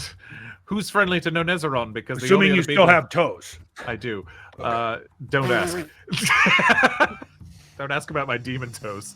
I thought maybe hooves. Maybe you'll have hooves now. No, Well, my I could shoes do- still fit. I could do singing, and make us all look like. We might need that later. Dragonborn. I mean, that's the only way to disguise you. Chazangal. We're, Nameless few. we're taking shots in the dark here. We don't know. No, that make it- us look like nameless few. Why would it like the nameless few? We don't know that. They descend from them. That doesn't mean they're friends. You hate your brother. Well, I'm just saying we. I don't mean to be personal. No, but- I mean, I hated him. He's dead. How about a really attractive looking dragon? The old Pepe Le Pew plan. We could do that. You would have to kind of sit down because I can't change your body types, but I could change your Wait. head. Just like a beautiful snout. Do time dragons care about that kind of thing? I don't Beautiful, intelligent, you know. Well, yeah, but what if they just don't have anything to do with that? Listen, I'm okay. I'm just with saying we're the people that killed it, I know, Yeah. but so we're we not also going in strong. we also did try to speak to it. I go don't for know it. if I don't know if trying to disguise ourselves is going to work in this instance. Just because it's almost like it's linking up with James's mind, not his physical form. Yeah. Because Vic and all the others, none of them appeared to stare at James in the face and recognize him in that regard. It was more like a soul or a spirit reaching out to one another.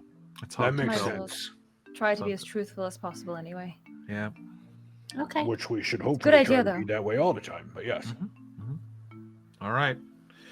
Very nervous now because it's been built up quite a lot. James approaches the skull. I don't even know if this is going to work. And I will try to cast Speak with the Dead, use my Eldritch Invocations, Whispers of the Grave. All right. So you all see James sit down, cross-legged on the dirt in front of this enormous skull that is barely visible over the top of layer of the ground, peeking out, mostly submerged, stuck in the ground there. And as James sits down, you all notice again how his spine seems to hunch strangely, almost like a beast more than a human. And these bulges in the back on either side,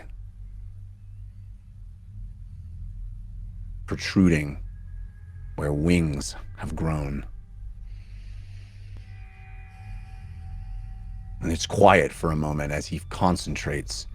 You hear him muttering under his breath, and as he does, his voice takes on a very strange quality, a disturbing quality. Deep, guttural, not like James at all. Even this James, even this thing that's becoming that it is becoming more and more demon-like every day. Even that is a departure. It is a deeper, darker place that he is going to now. And there is bits of black, wispy ink that seem to appear around him. And James, as you sit there, you look at your eyes dark and black, and you look at these bones, and they start to shudder and shake. And this enormous head that sits half under the ground, this skull can't pull itself out of the ground, but it seems to shift ever slightly and talk to you from this strange horizontal position in the ground.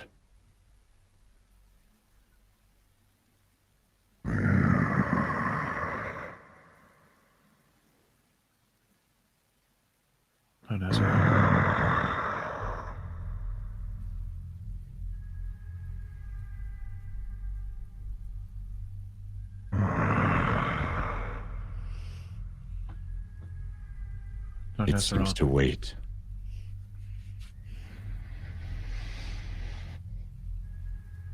We came here seeking knowledge, not knowing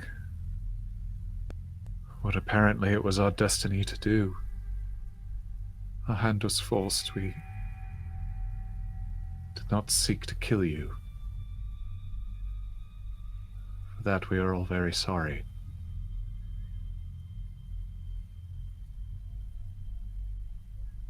You mentioned Onivrius the Keen.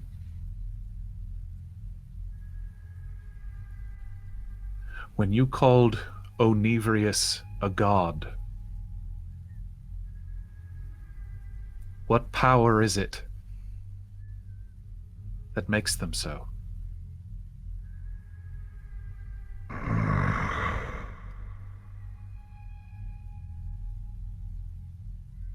Death.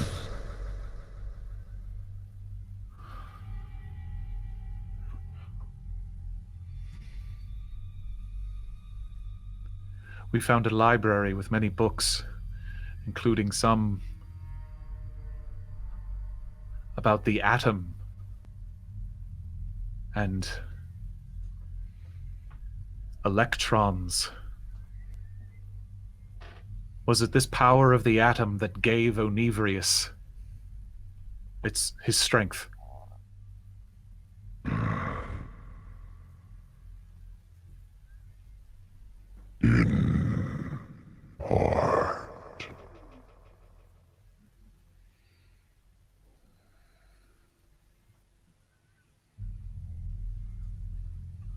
This war that Nicholas Kiln and Orad Ironmark and Mirisus Blue and the others were fighting when they came here. Was it Onivrius that they were fighting?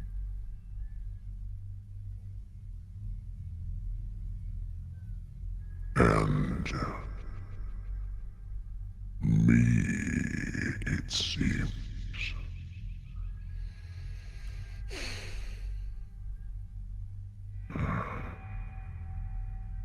Like you.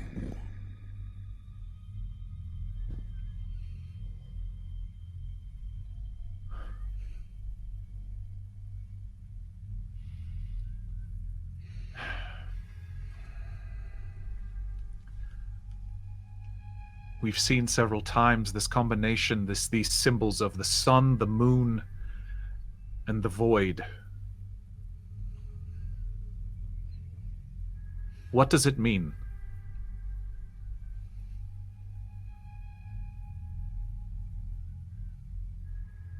Gods and dragons.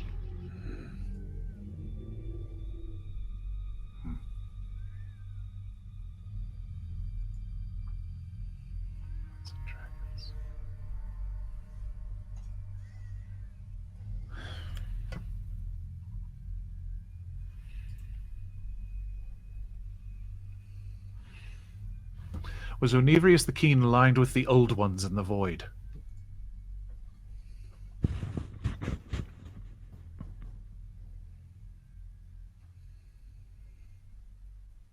No.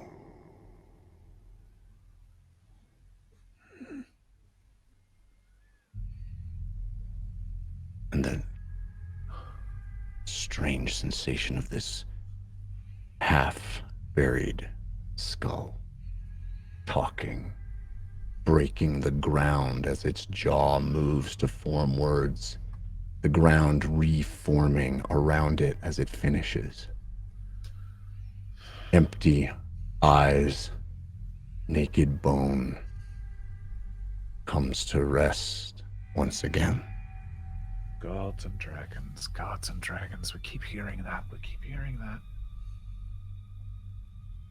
Did we hear all of that, Jeff? Or was that just in James's mind? I don't know. I can't remember how that works. Have we played it before? I think James only hears it, right? Because I would have loved to know the tone of that last question. I think you guys can hear James speak, but I think let me just see if it says anything in the spell. I don't think it's specific. I mean, I think. Well, it animates. It animates, so yeah. it's So you guys can see it, yeah. Yeah. It has to Okay. have a mouth. It has to animate. So yeah. So it is a physical thing that happens in front of you. Can I roll a posthumous insight check on that last answer? Sure. Great. You have advantage from Goofus McDorkle. Thank you, Can I- Goofus McDorkle. Can Fahima as well? Because I was also thinking of that was suspicious. Sure. Oh. You have advantage from Falstar, countered by Grim Faded. Thank you. Double 11s for a 13. I like the pauses. They tickle me. I can't believe I'm remembering to do it. I know. You were specifically asking about the no. The chuckle and no. Yeah. Mhm. I mean, I think with a 13, you are unable to discern any kind of motive behind that. I rolled an 11, so it was worse. Yeah. I did say aligned with the old ones. Well, and can't he lie? Yeah, he certainly can. Seems like he's a bit of a... He did seem to take it quite personally that we killed him. Imagine that. As you would. What? I didn't quite catch it. What did he say to your second question? What was the knowledge? Was the knowledge of the atom what gave him the strength? Yes. In part. No, that was the first question. The second one, it seemed to imply that yes, that was part of it. The god of death. But the gods and dragons. This is something we keep hearing. It was something the gold dragon sent to me when I cast sending on it when we were in Dalto Thum. And you meddle in the affairs of gods and dragons. Jeff, in the Orcus cultures, are there symbols that represent each of the gods that they know, or is it just the names? I think it's just the names. Okay. So, Well, what? God of death. You may know him as Prince of Ice. Okay. well, that was really good, James. Thank you. Quite impressive. Yes, well done. So, I would feel quite remiss if we left this grave without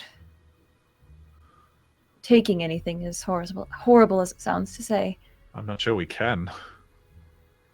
I've tried. It just keeps going back. Unless you can stop time or have some super powerful spell. I'm fine to scour the grounds as much as we can, to scour as down here as you know. The only thing I can think of is to try to teleportation circle some of it somewhere, but that would require quite the trek across Ein. Yeah. Not to mention delaying everything. Wasn't the idea that we were going to come here for more information and then go and try to find the Keeper of Secrets? And didn't we know that the Keeper of Secrets is somehow tied to or still around the Queen of the Shazengao? That's a guess, but yes. Well, I think we were hoping to find something here that would... Well, we found out a lot. We found out where the hilt came from, where the Urn of Invention was used, and what the eye and the amulet is. Can I see the amulet for a moment? Yeah, are you going to put it in your head? Okay, I'll come with you. Be careful. Oh, yes. Okay. Timo going to follow. All right. You guys can. You maybe want to stand a little bit over there in case something explodes? No. Okay. I like explosions. Fair. I should have figured that. Assuming that Lily gives Ugo the amulet, he will try to place the amulet in the center of the skull where the eye socket is. Right. You can see as on the map here, the socket is massive. This is a gargantuan creature. The amulet is proportional to you. You wear it around your neck. It does have an eye, but it is small. As you reach out and place it in the center, you drop it and it lands with a thunk in the center of the socket on the ground. Okay, well, that's clearly not it. It's worth a try. Really? Yeah, you know. If we don't mind, I'd like to finish a short rest while we're here before we go back out and possibly. Yes. If that sword had a blade, I'd say we try to cut it with this thing, because I figure probably a blade made from a dragon could cut a dragon. I think it could only be used once a day, right? That's right. Well, it's also one of those I don't necessarily know what's powering it other than the time dragon. Yeah. Right. Well, I've been meaning to speak to you all about this, but I think it might be time for us to dispose of the hilt. Why? Because it's dangerous. And because one of these times it's going to be turned and used on one of us. Yeah. I can keep it in the bag of holding for now, but if we come across an area where we can either hide it for all eternity or destroy it. They didn't make this for no reason, Sif. I know. But it is way too dangerous for us to just be walking around with it. The amulet is one thing, but if this hilt gets into the wrong hands again, say goodbye to the wardens. But doesn't it have to be in the right... Oh, I see what you mean. We could possibly kill more wardens with it. I think there's wisdom in what you say, Civ, but also I can't also think of a safer place for it than with us. For now. I'm saying now. if we come across an option, it's going to be something I'm going to be keeping my eyes peeled for. Mm-hmm. Is there a spell like your rope spell, Fahima? For what? Like, what spell do you use to make Bag of Holding? Well, it's a conjuration of a portal to a small demi-plane. There is magic, but it's I think beyond both what Fahima and I have at the moment. I mean, is this solvable by magic? As in, possibly. Civ or me or you or Fahima has a pocket plane that we can grab from. Not at the moment, but it's certainly not out of the question later on. That would solve, I think, what Civ is saying. Mm-hmm. If the only person it is attuned to can open it. Mm-hmm. Well, isn't the worry that it's really once we have the sword out anyway? Well, I think in general, No. but yes, the worry is... Anyone could charge this with enough souls. It can be charged two ways. One was asking the Watchers to charge it. The other is a blood sacrifice. Yikes. It's something I contemplated when we were in Turles, since there were so many dead. But I don't know how that works, and I wasn't about ready to condemn hundreds of people's souls into a blade. Yeah. For no reason. Presumably, this was made for a reason of which we might need it still. So I think it's not a bad idea, but I would hate for us to dispose of it and then discover that we also need it. Maybe just hide it? Mm-hmm. Perhaps, but that will be a very specific situation. But I think, yes, if we find a place that we feel is safe. Yeah. Listen, where are we going? I think we need to go to the Shazengao and try to find the secret keeper. If that's where he, she, it is at. We need that information, not only for our quest, but to save you, James. Yes. I could also reach out. I could try to cast Sending to the Queen. Not a bad idea. You don't think she'll think that's a bit rude? I think announcing ourselves ahead of time might not be a terrible plan, as long as we mean no ill will. And telling them that we are the heroes of Bingle and the holders of the amulet, I think that might not be rude for them. I'm just wondering if there's an emissary of hers, someone who works for her that we may be able to contact, because you have to imagine, you as a king, Ugo, what if you just had any warlock, any mage who could cast Sending, barraging you with requests to meet all the time?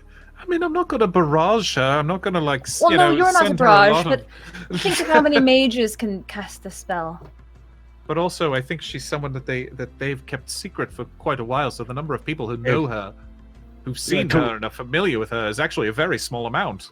To use your own metaphor, if you were to contact me about, hey, I have your maul, you are missing it, it is me, a mage who has your maul, and I'd like to meet you, I might be like, okay, let's take an army, but I want my maul back.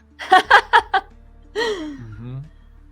So, well, perhaps we should send a Sending when we're a bit closer, or on our way.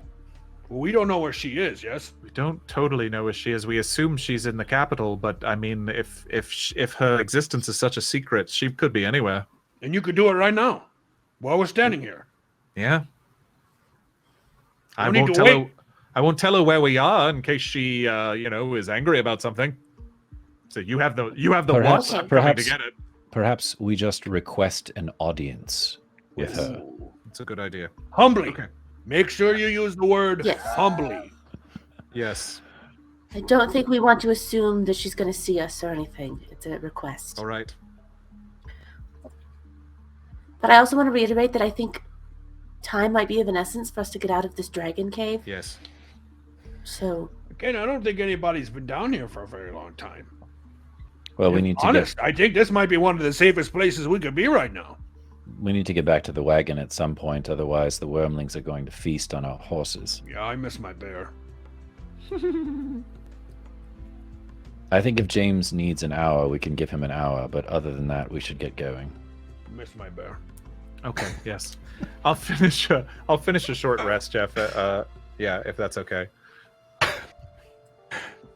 I'll go as an emotional support celestial bear. Oh. So? Don't judge me. Don't All right, judge so me. you finish you guys hunker down for an hour in this place. Yes. And it is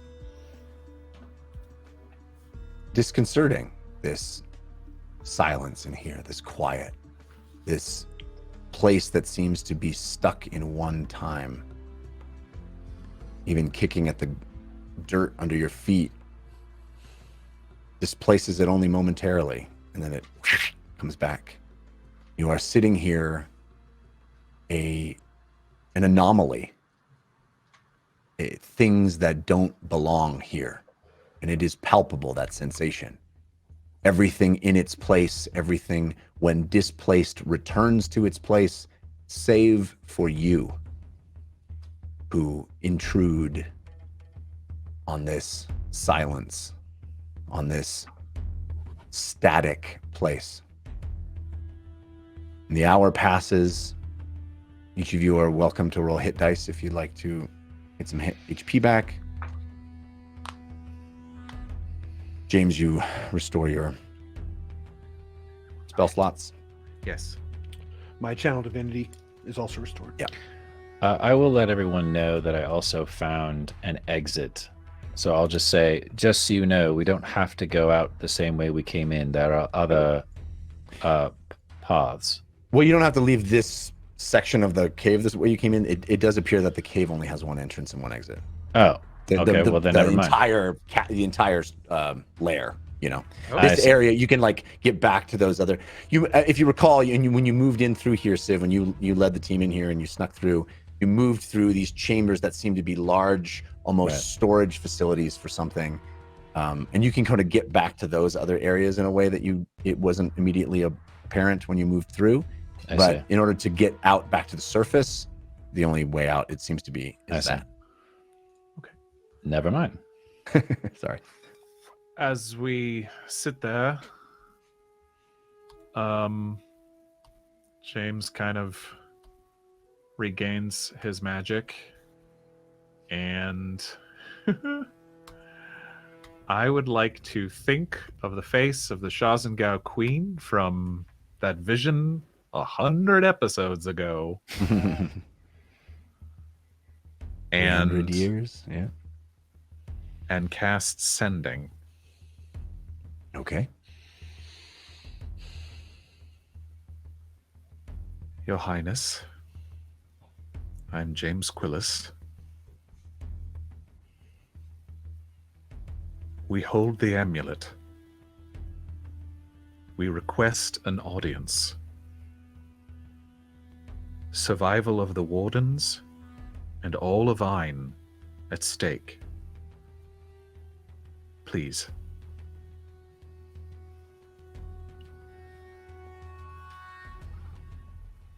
That message is transformed into tiny rivulets, bits of energy, bits of information that seep out of you and rise up into the ether, as you have seen numerous sendings before.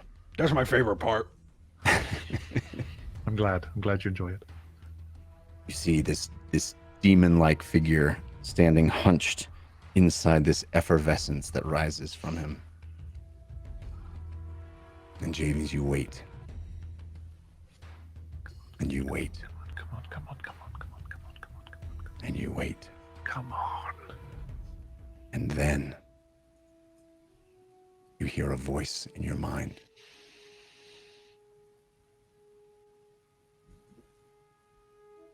It took you long enough.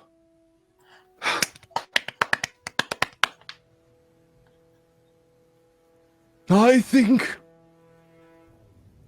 a conversation is long overdue. Unfortunately, my progeny will have something to say about that.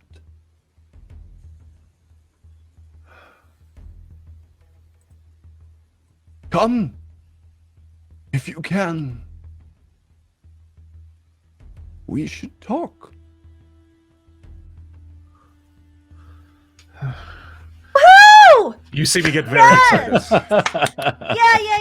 Yeah. Where is she? Yeah, do we know where? I'm gonna cast another one. I'll cast Sending again. Thrilled to hear.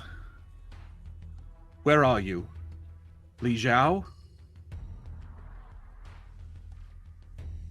Any advice about traversing Shazengao countryside? Most welcome.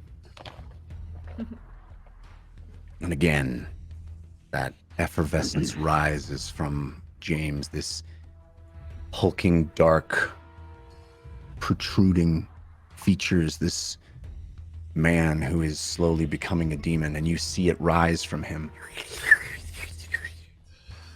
And James, in your mind, you hear,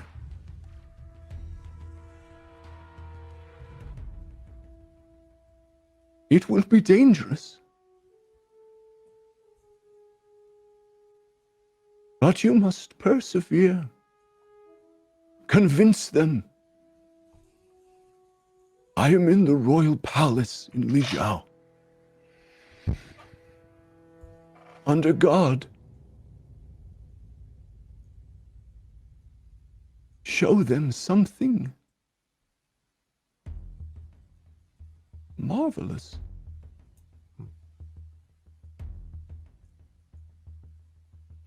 and that's the end.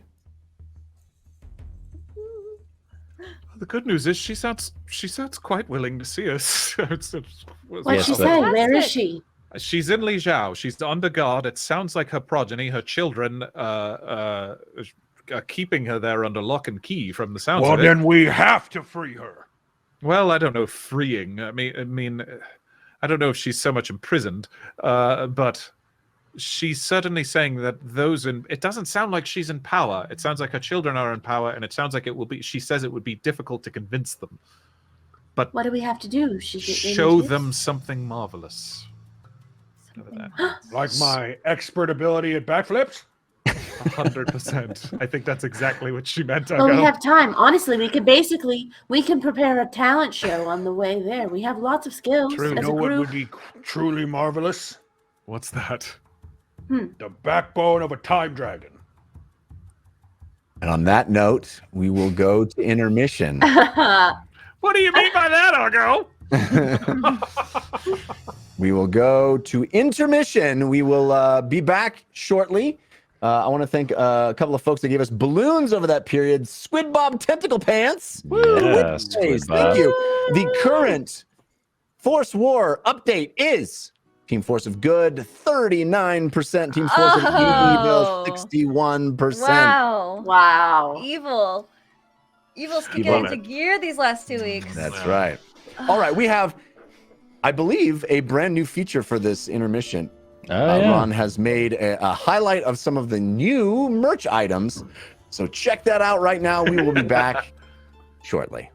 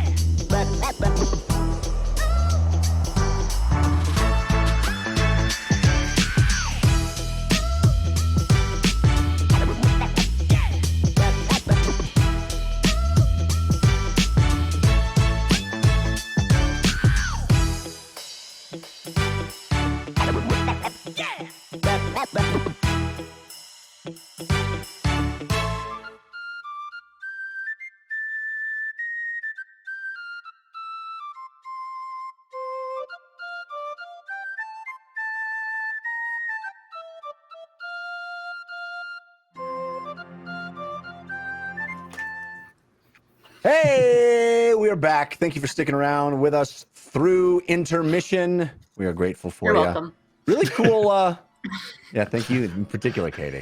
Last week, I had a picture when I came back from intermission. Of you. Yeah. So, you know, improvement, incremental improvement. All right. So we're picking back up our story. We are still in the tomb of Nonezzeron. And we are discussing what to do next, I believe. All right. Well, it sounds like. I mean, Are we for sure done with the dragon bones? Like, we're not going to get one? I don't know how we would. Yeah, if you can come up with a good solution, how? If we've tried arraignment, then it seems that Tried that's arraignment. I the tried best to option. dispel it. Arraignment? Arraignment. Arraignment. The belt. We took it to court. Okay. It has incredible representation. No one's going to beat that lawyer. They have billboards all over Ein. It's the Matlock of Chrono Dragons. Well, Someone trying to steal your spinal cord? It's not my fault that common is my second language. It's all right. if we're looking for something marvelous, then it does make sense to go see the Secret Keeper first. We don't. I mean, we don't know how.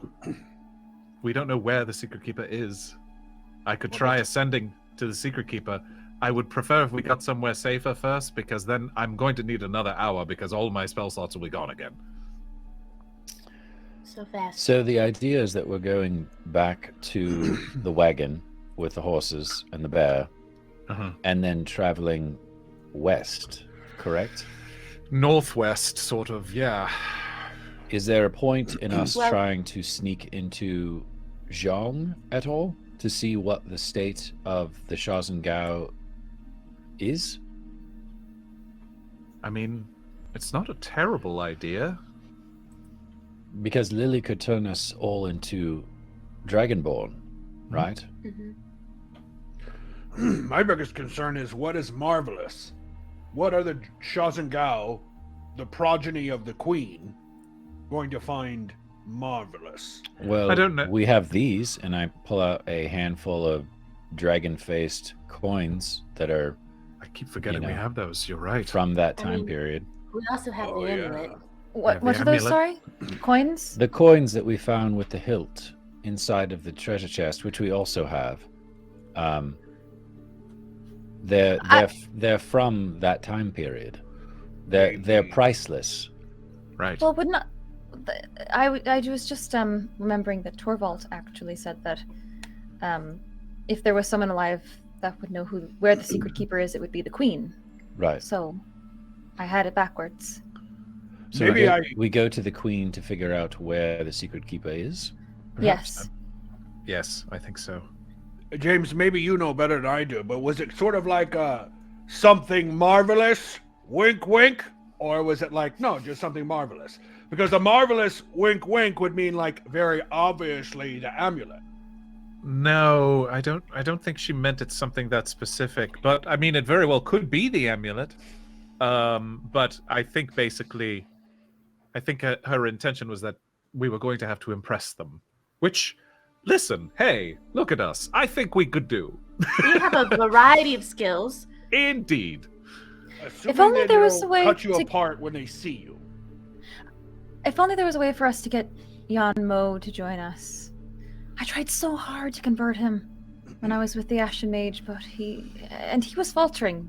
But just an idea. Was he there with Calcutta constantly? Down wherever the drow are? What do you mean by constantly? Did he live there? Or was he coming seemed- and going? Oh, well, it was hard for me to say. I was sequestered to my room But it seemed as though he was spending most of his time there. Because we know Erdenfurt is probably in Uktun. Speaking of Argenfurt, Yes. and maybe we say this as we start to exit the cave, yeah? Well, hang on. We're not just going to walk What? out into the sunlight because there's dragons overhead. Hang on. Well, Okay, maybe right towards I was- the broken door. I was planning on scouting out to the front of the cave Why anyways, don't we and just being wait till stealthy. this night falls? Dragons have to sleep, I True. think.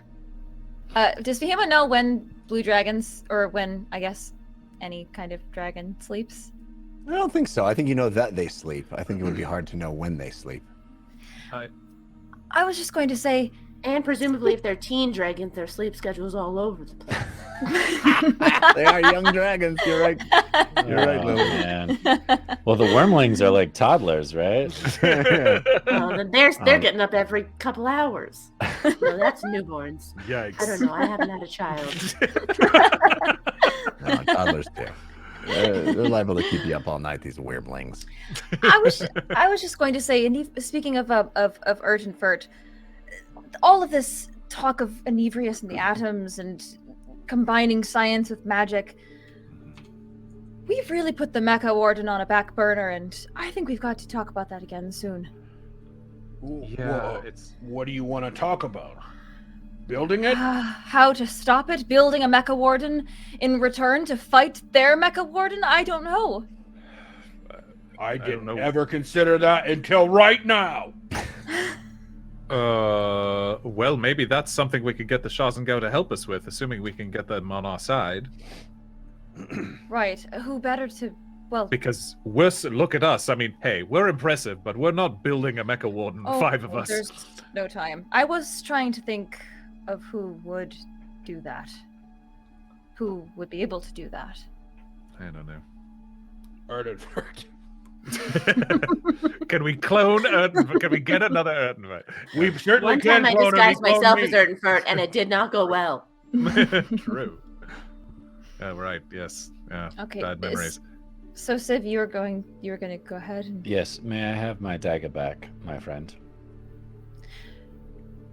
What's the magic word? Please? Oh, give it to me now or I stab you is the magic word. Here you go. Do you want to keep the belt, Civ? It seemed like you quite liked it. I mean, I do, but I have no, I haven't gotten used to it yet, so it would take me a while to be able to learn how to use it in combat. If you want to, you're welcome to. Sure. Civ, as Ugo hands you back that dragon hunter's bite, the dagger, and you feel it in your hand, you can't help but recall the vision where Dong Lao Long wielded it, used it to slice into the heart of Nonezzeron. It's the same dagger. Right. Yeah, I'm definitely putting the hilt, Wait a minute. any other super powerful item. Fahima, if you don't mind, I'd like to put those books back into the bag of holding Oh, yes. in case they're traceable. Yes, Well, Ugo? the Vargan book. Yes. The spell books. Yeah, she Nothing. hands them over. It's stupid. What? You want to try using the dagger on the bones? It might disappear. I definitely don't want to lose it because we're going to Yeah. be going into Shazengao territory. But it killed a dragon. Maybe you could cut into bones? I don't think it's worth the risk, personally. Agreed. Yeah. Agreed. Just for clarification, we are saying we have 2 Ashen Mage books. One of them is a skin-bound Vargan book. Fahima had... Huh? They're both bound in They're bound in skin? identical, if memory serves, aren't they, Jeff? Yeah, they're both that sort of disturbing Necronomicon looking kind of 'Cause Eely Bobber. Yeah. Fahima had one of them Mhm. out already. So, right? If that's the 2 that we have, But then There I would I believe they in were the bag of both in the holding. bag of holding. Yeah, because I you think had 2, and they were both in the bag of holding. but she took one. She snuck one out of the bag, and then Civ called her out on it. Yep. So Fahima still had that second one, I believe. Yep. Right? Yep. Okay. awkward conversation. Well, I don't think anybody knows at this point other than Civ. Right. Hey, we got a gold potato I want to mention. It is from Kitty Scritches. Thank you, Kitty Scritches. Thank you. It brings the team force of good up to 49%. Razor's edge. 51%, of course, for team force of evil. Woo. So put stuff back in the bag of holding. I have my dagger back. I'm going to sneak back out the way we came, leading everybody else in the group so that I can stealth, leaving a little space between me and the rest of the group, stealth to the front of the entrance and poke my little tabaxi head out and see if I can spot some dragons or no dragons. You roll me a stealth check. You have advantage from Ashjor. Frozen. I'll guide you actually too. So Oh, sweet. Guidance on that. That's even better.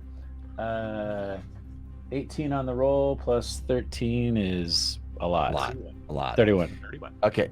So all of you are like, where did Civ go? Did he leave? I didn't even hear him go. It's very quiet as you move through the entrance, back through those caverns, those larger rooms that seem to have been used to house things, hold things, store things. You move up the ramp toward the entrance.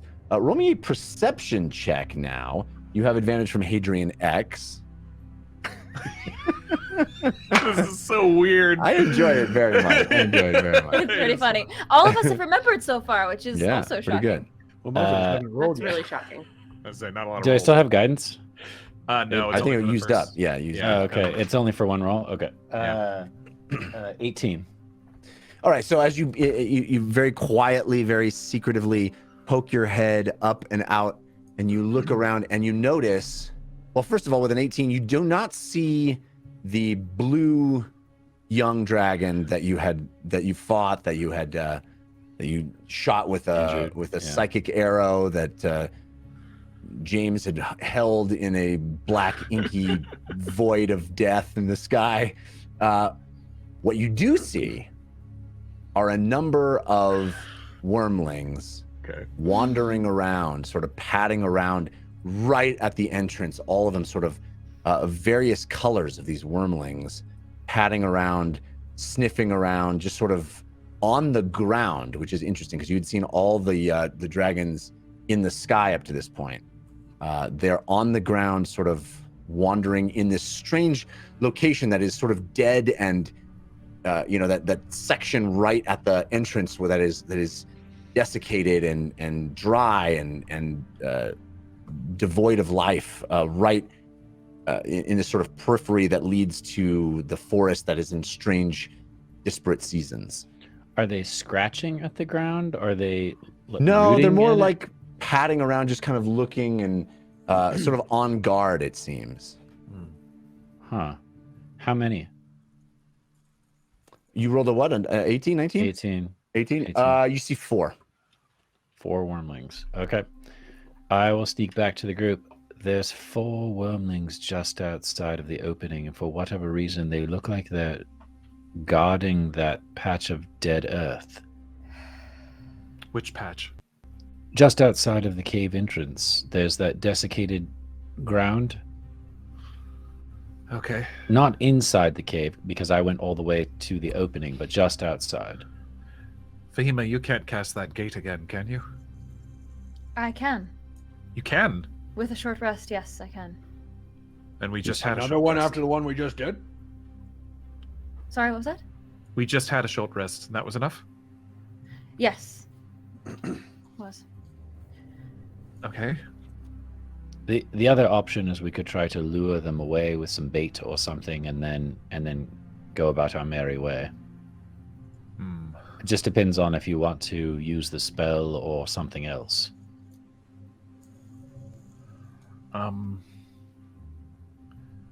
Jeff, if I thought that we were invisible, do I think we could just sneak past them, or are they right there in front of the opening? I mean, they're pretty close to that entrance, but you could try.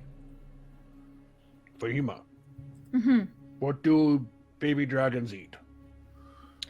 Jeff, does Fahima know? Whatever they want. Whatever they want. Oh, can you conjure whatever they want? Well, yes, but I don't think it will be enough. I think they'll just scarf it down in one bite. Oh, I wasn't saying to attack it. Make it run away, and then we can sneak out. Well, I can conjure something, but only within 30 feet of me, and 5 by 5 feet. That's quite large, or 3 by 3. I don't know. I was thinking perhaps we could polymorph into something that could move quickly. I thought you just send a hawk. Maybe that's what they eat. Have it fly away, and they go, "Oh, look, it's a hawk. We should go eat it." I Probably can't. something I can bigger. only conjure objects. Just for clarification. What? Unless it was an elemental. You can't conjure animals? No. I can conjure elemental beings. Oh. I always assume you could conjure animals. Oh, wait. Oh, I do have... Wait, haven't I used this in like a year? Let's see. I don't. Conjure, minor elemental, conjure... No, I only have elemental spells. Oh. So, Jeff, there are 4 of them near the entrance, just Yeah, sort oh of my God. milling about. Oh, what am I thinking? I'll just use the belt and we can tunnel our way out along the side so that we don't even have to go out the very entrance. Okay. That That's would, a lot least, of work, though. that would use the least amount of our resources. Is it worth the time is the question, or should we just let Fahima use her spells? The question is, do we want Fahima to be able to use bigger, better spells later on in case we get into a fight? Well, I'm perfect. I have a lot of spells, so I'm perfectly okay using Arcane Gate to get us 500 feet out to save us Alright. some time. Fine, let's do it then.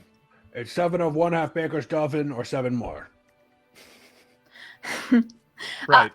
Are we concerned at all about what they're guarding? Did we already investigate that? I don't know. It just looked like they were guarding the ground itself. There was no... Jeff, I didn't see any like objects or like eggs or anything like that, right? Nope, you didn't. Did it look like a nest? Not particularly. No, you were. I mean, Yeah. it was right around the entrance to this place. And they're all different wormlings, right? They're different colors. Mm-hmm. Yep. Yeah, so I have no idea. I mean, if they're guarding a piece of ground, that seems worth investigating. Although I don't want to kill baby dragons in order to investigate. If we Also, use the just belt- a question. Where does it? Can that young blue one make these other ones? No idea. It's certainly possible. Really? Jeff, do we know that dragons come from eggs? I think you do know that, yeah. Okay. Lily, what were you going to say? Well, if we use yeah, the sorry. belt and go through the sacred land that they're guarding, would we presumably see what it's going on from underneath? How many feet away is that? Did you say, Jeff? Feet away is what? Is the ground that they're guarding? Well, it's right at the entrance to where you are inside now. It's right around the entrance that you're in. Okay. The lair. Yeah, we could try to tunnel up from the ground. I'm confused. We want to investigate what the dragons are guarding, but we don't want to fight them? The first thing they're Yes. going to do when they see us is attack us. Well, But if we're that's why we're not going underground- to let them see us. If we assume... What makes you think they're not going to sense us underground? It's not like we're particularly quiet tunneling. Okay, so we move earth, we cover the entrance of the cave, and then we tunnel under. Should take us what, an hour? I'm confused. I don't see why we would do all of that. I really don't. I'm just throwing out the option of investigating something that we see quite a If- few if- dragons. If that's the Guarding. goal, then why don't we lure them away? That's what I was saying. Right. With what? Anything. Meep. An elemental? What Meep! first? You think Meep's not faster than them? Meep? Are you faster than those dragons? Meep. She says James she is- thinks so, but she's not sure. James I is would hearing try all that. of this conversation about the distraction, and he starts walking towards the mouth of the cave. What? No, James, what are you doing? He's pulling on me. No, James, All right. what are you doing? Are you Not getting with close to James. the end? You walk toward the entrance of the cave and up into up the ramp, and you see light coming from that orifice, that entrance. And it is strange. It is this strange sensation of it not really being clear what time of day or really what time of year it even is.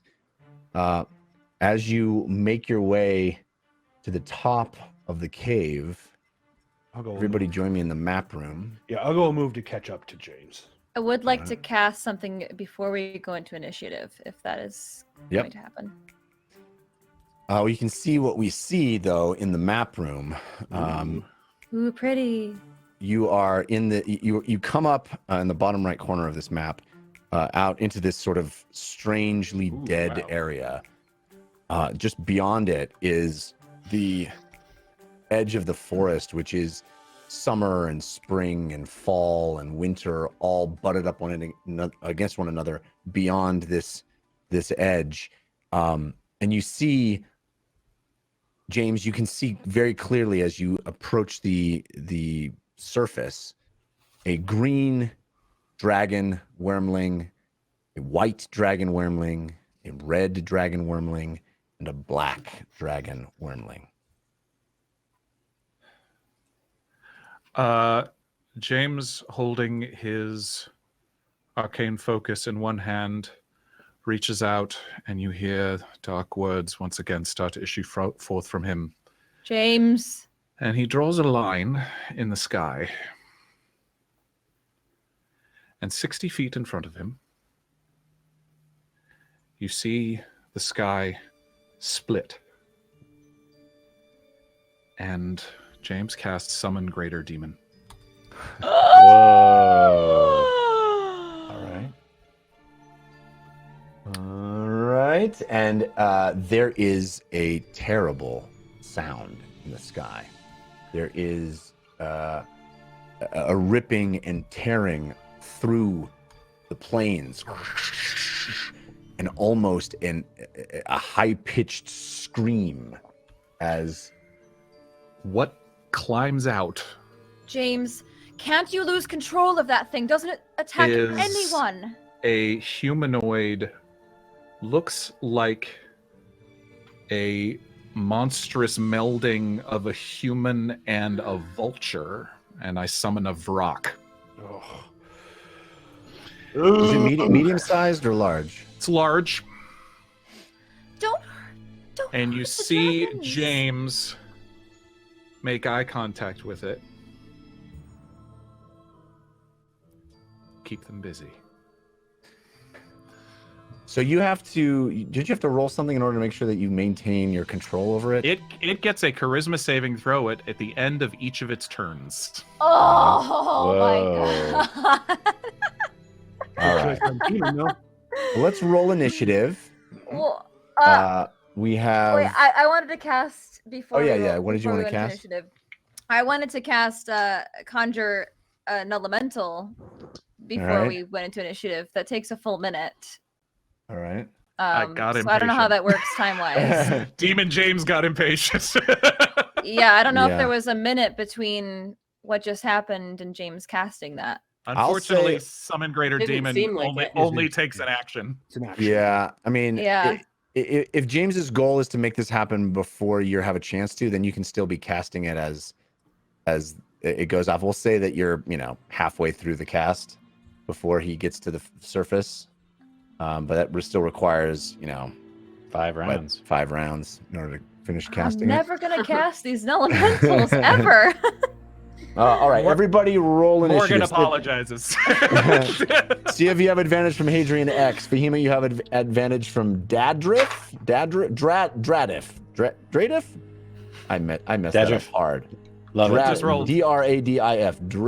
Dradif. James, you have advantage from Hadrian X. Uggo, you have advantage from Uncle CW. Lily, you have advantage from all the Watchers. Thank Yay! That's a lot of people. That's a lot of people. And I will roll initiative. I thought I heard somebody roll without pausing. Oh, I paused. Okay. Dare we pause? I paused. I'll go. Ron has the best pause yet. That's pretty good pause. Great. The funny thing is, I Jeff- definitely did not. So Oh, no! I get You gotta minus take a 5. -5 then. You gotta take Yeah. a -5. Jeff, I do need to. I believe I need to cast initiative for the demon, or I need to roll initiative for the demon as well. Yes, I do. Okay.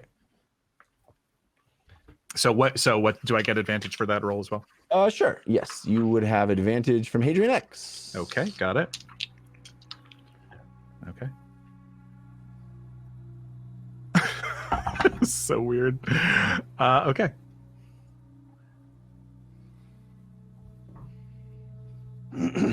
Got it.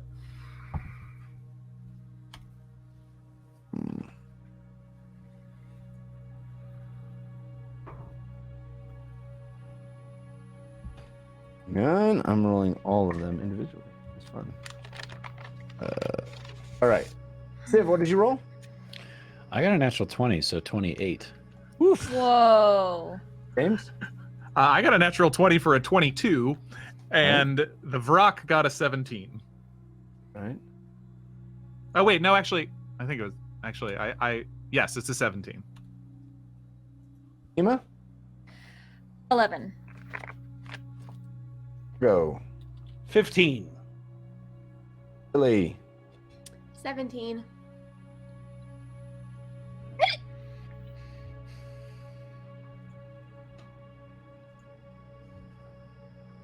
Are those temporary hit points still there, Lily? They are? Okay, good. Yeah. I got whapped by Nonezzeron. Right, so did Uggos, I assume. Yes. Considering 63 of 64 of my hit points was also consumed. Civ, you are up first. All It right, goes Civ, then James. I have no idea, like, I have no idea what's going to happen. So before I get into the thick of things, I think what I would do, primarily because I'm concerned for James in this situation, I will use my turn to try to sneak out. I'll use my bonus action to grow large, and then I'm going to grab James and run him back into the cave. Okay. Does that make Oh, sense? So I can okay. carry him with ease because I'm size large at this point. Yep. Yeah, And I'm gonna- James is not the strongest, so Yeah, and I'm going to just carry him and run him back into the cave and toss him into the shadows. James, are you going to resist? No. In terms of dealing with what just happened, have we seen you cast the spell before? Oh no. No. We have not. Okay. No. We talked about it a lot, at all. and it has never happened. Yeah, there was a serious conversation we've about talked it about in it. Olswatch. Fahima and James have talked about this. Oh no, It's- we had a conversation about this in Olswatch. He very We've all much wanted talked to about summon a demon to deal with the cheesemonger situation. Yeah. Yeah. There's Okay. lots of debates about demons. All right, let me just tell you, we got some golden potatoes. I need to take a break and tell you about that because we got Davrius the Keen, aka David Gen Pro. David Gen Hey! Davrius the Keen gave us a golden potato. Thank you, David Gen Pro. We also got one from Fallstar. Thank you for that. A balloon from Diana Elf of the Night. Diana Elf the Night. And that brings Team Force of Good into the lead with 61%. Team Force of Evil, Hooray. 39%. Amazing. All right. So, and then yeah, I'll just use my the rest of my turn to hide back in the shadows. You know, I'll hide with James in the shadows of the cave. all right. So your action is gonna, I mean, you can't really take the hide action, right? Because your action would be to pick him up and carry him. He could bonus action as a rogue, though. But I thought his bonus Well, action I was use my to be bonus turned action to grow big. Oh, you're right. Exactly. You're right. I'll move, grab, racial ability, move back into the shadows. So no, I technically I can't hide per se, but I am still moving way back into the cave again. All right. James, you have been picked up and brought back into the cave. You are in the shadows. You see this incredible demon emerge from this rift, from this tear in space, in the air in front of you, 60 feet away, behind these Wyrmlings.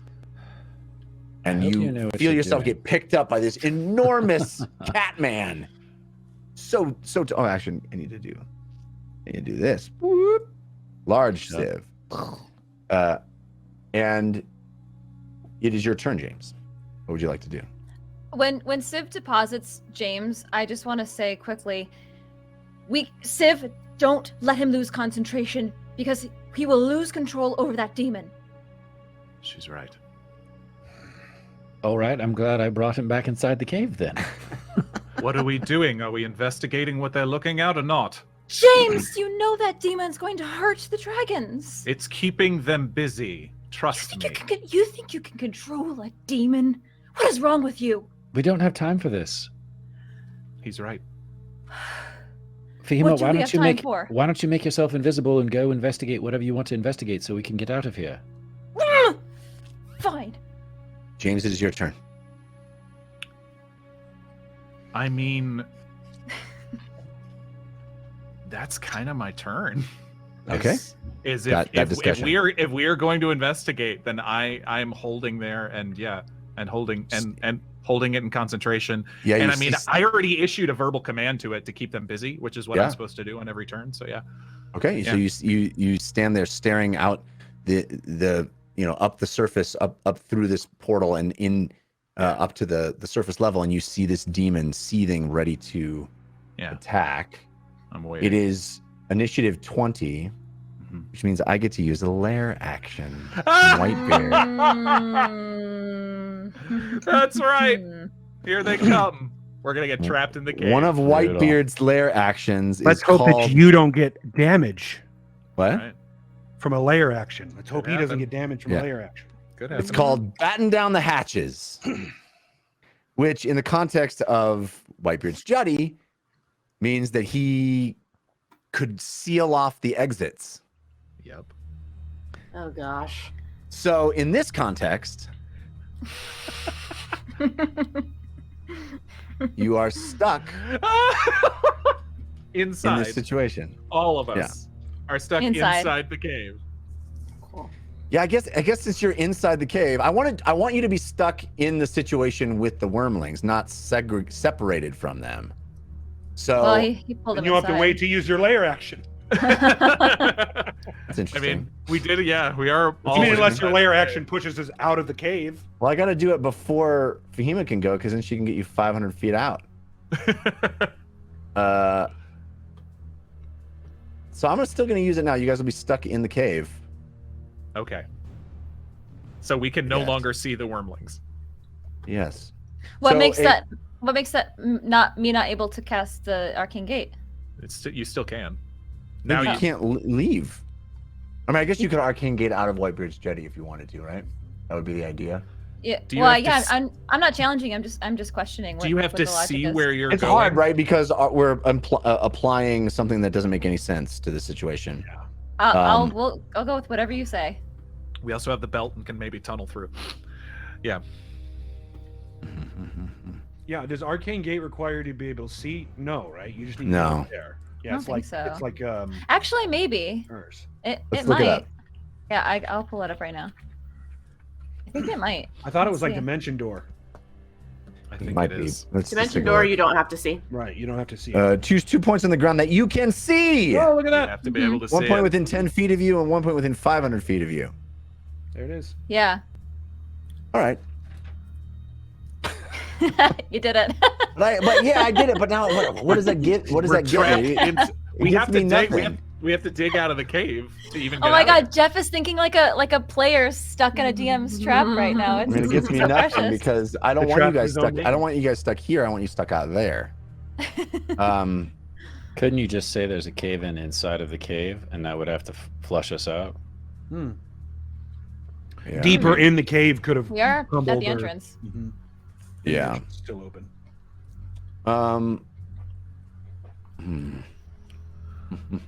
Well, they know you're there. They see you. They saw James come out and cast the spell. Now, Uggo was still with James. I had indicated that I walked up with James. Yeah. You did. So I don't know if that means I was out of the cave at that point because I haven't moved yet. It's not my turn yet. Yeah. All right. So I'm gonna use a different layer action instead. So you guys. We'll allow it. Well, I don't want to just seal you off because I'm it's kidding. not fun. It's literally a demon fighting dragons. for the next however many rounds, right? So you said Uggo is there, right? Uggo's out. Right. Civ, they're all. So Whitebeard has another lair action called Grant No Quarter. Oh, I don't think we ever saw that one. You didn't see any of these. We saw I don't know if Batten you down the recall, hatches. but you didn't see any of this. We saw the first one. That happened. Grant No Quarter allowed Whitebeard to have all the pirates make an attack at once.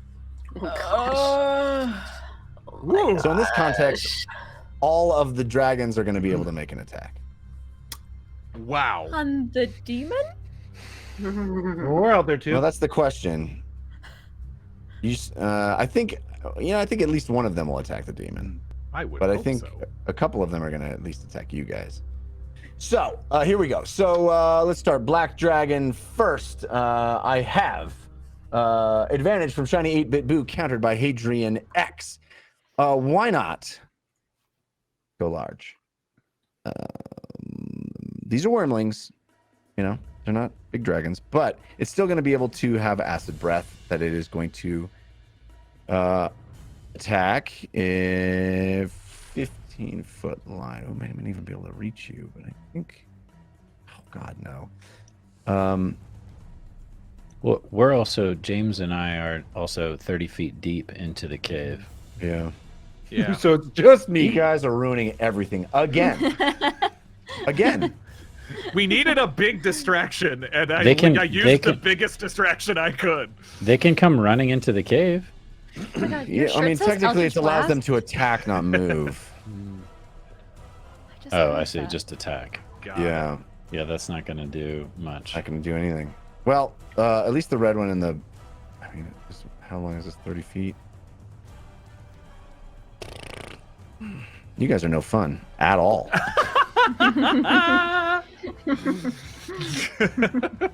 15 feet. Everything's 15 feet. I think we have 106 episodes to prove you wrong. Jeff. we are Yeah. very fun. All right. Well, might as well. This is I'm not going to do a lair action then because there's nothing to do. Nothing to do. Okay. It is the Black Dragon's turn. It will. It will. I mean, it's closer to you than it is to the demon. It's about equidistant. It's gonna run. It's gonna run over here. It's gonna fly over here, and it's gonna spray acid down the hole. Oh. Because I want to do something fun. All right. It's gonna spray acid down the hole, which is a dexterity saving throw for everybody. For Civ and Uggo and James. How far is the line? 15 feet. They would be deeper down, though, right? Yeah, we're 30 feet deep in the cave. You gotta That was- move yourselves on the map. I can't. It'd be off the map. Yeah, All right, we'd so be you off. see acid sizzle. 15 feet in front of you, you see the entrance of the cave start to bubble and boil. I still need to make the save because I'm Okay. still up there. Correct. Okay. So you have advantage from Hadrian X. Thank you, Hadrian X. Dexterity saving throw? Yes. 14. That saves. Oh wow! Oh yeah, they're wormlings. Wormlings. So you yeah. take Just the 11 points of acid damage. 11 points of acid damage. That completes the black wormling's turn. I guess it'll be all the way here. It is the demon's turn. The Vrock. The Vrock uses it has 40 or 60 feet of fly speed. It flaps these big, awful, just skin wings to land within. I can't move the demon, Jeff. You have to move it. It's going to move equidistant to the white and the red dragon. Okay. And it is going to use Stunning Screech.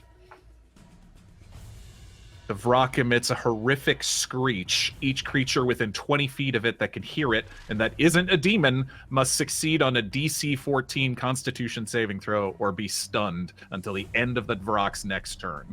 All right, you can move it now. Okay, thank you. So the red wormling and the white wormling have to do it? Yeah. What Both am I of them. rolling again? I'm sorry, I wasn't listening. Constitution saving throws. Okay. I have advantage from Shiny 8-Bit Boo, countered by Mavith on the first, and I have advantage from Shiny 8-Bit Boo, countered by Hadrian X on the second. So, con saves are, the first is 7. Fail. The next is 3. They both fail, and they are both stunned. All right. So. That is its. I'll say that's it. The rest of its movement, it will fly over to the green one. It doesn't have an action left, but both of the white and the red are stunned till the end of the Vrock's next turn. All right, it is the red's turn. It is stunned. It can't make a saving throw now on its turn. Nope, until the end of the Vrock's next turn. Actually, at the end of its turn, the Vrock gets to roll a charisma saving throw. All right. It is a negative 1 to charisma from checks. You have advantage from Hadrian X. Thank you, Hadrian X. Take a -5 to that roll. I swear I didn't do that intentionally! I swear I didn't do that intentionally! Oh, run! Yes! You're the one who Yes, buddy. summoned the demon. Yes, buddy! Wow. Yeah, that is a 13, which fails. So you lose control of the demon? No. It fails. It's charisma saving throw. Rolls a charisma saving throw to resist my I would spell. argue that the nature of the card is that you add 5 to that roll. Yeah, exactly. I think so too. Yeah, it doesn't do something favorable It's to not you. in our favor. Yeah. It's a force of evil. Oh my god. Well, wait, hold on. Point of order. How many forces of good have we had that have totally messed us up? That's true, actually. We had a force of good that burned our Vardo. You didn't know I was going to do this. The nature of our cards have always been what is the nature of the play. I and the nature of the play is I mean, evil. I think it would be a bummer if it saved you. I know. I just point for the next time we have a force of good card that hurts us, I'm going to bring this point up. I think the point of information here should be don't summon a demon. Yeah. James is going through a hard time, guys. So Seriously, Hey. yeah. This is primetime television. if we're gonna be real sticklers about it, I would argue then James, your advantages wouldn't work for it. You know what I mean? Oh, I mean, I could re-roll it if you want. No, I'm just saying, like, let's just take this, add the 5 instead of, because I think that's the more fun thing, is that the audience influenced that. I mean, the advantage is what gave it the ability to break it. Right. Oh, I see what you're saying. Yeah. I see what you're saying. It's all, I think it goes insane. You're no longer controlling it. Okay. Oh my god. That's very force of evil. Yeah. That's Okay. very force of Fitting. chaos. Fine. Hey, you know what? This mechanic of our game is chaos anyway, so let's just lean But I into also it. think, it seems to me that this demon is going to want to fight these dragons. I was going to anyway. say, this is what it says. The demon spends its turns pursuing and attacking the nearest non-demons to the best of its ability. Yeah, it's still gonna do basically what you want it to do. You just For can't an tell it. hour. No, for a minute. Oh, Unless he for an loses hour, concentration. For an hour, if I cut, or I could just drop concentration on it whenever I want. Yeah. That's the good thing about this. So you just lost control. I'm not a total madman. I'm just a partial madman. Fahima, it is your turn. The red dragon wormling is stunned and I guess can't do anything, right? It's stunned. Well, did Lily go? Because she had a higher initiative than me. So did I. No, Lily had a -5. I don't know why Fahima got stuck in there. No, I was at 17 though. With No, the you're -5? right. It is With the Lily, -5, Lily yeah. then Uggo. Sorry, Lily then Uggo. Fahima, you're not your turn. Yes, thank you. I don't even know if we can see anything from where we are in the cave. I mean, you probably see Uggo get hit with a bunch of acid. Yeah, that's only 15 a feet in line front of you. acid. Yeah. And Uggo probably looks pretty hurt then at that point. Yeah. No, I mean, I healed. We had a short rest, and I did. That's push-ups true. That's to feel true. You better. did heal. Okay.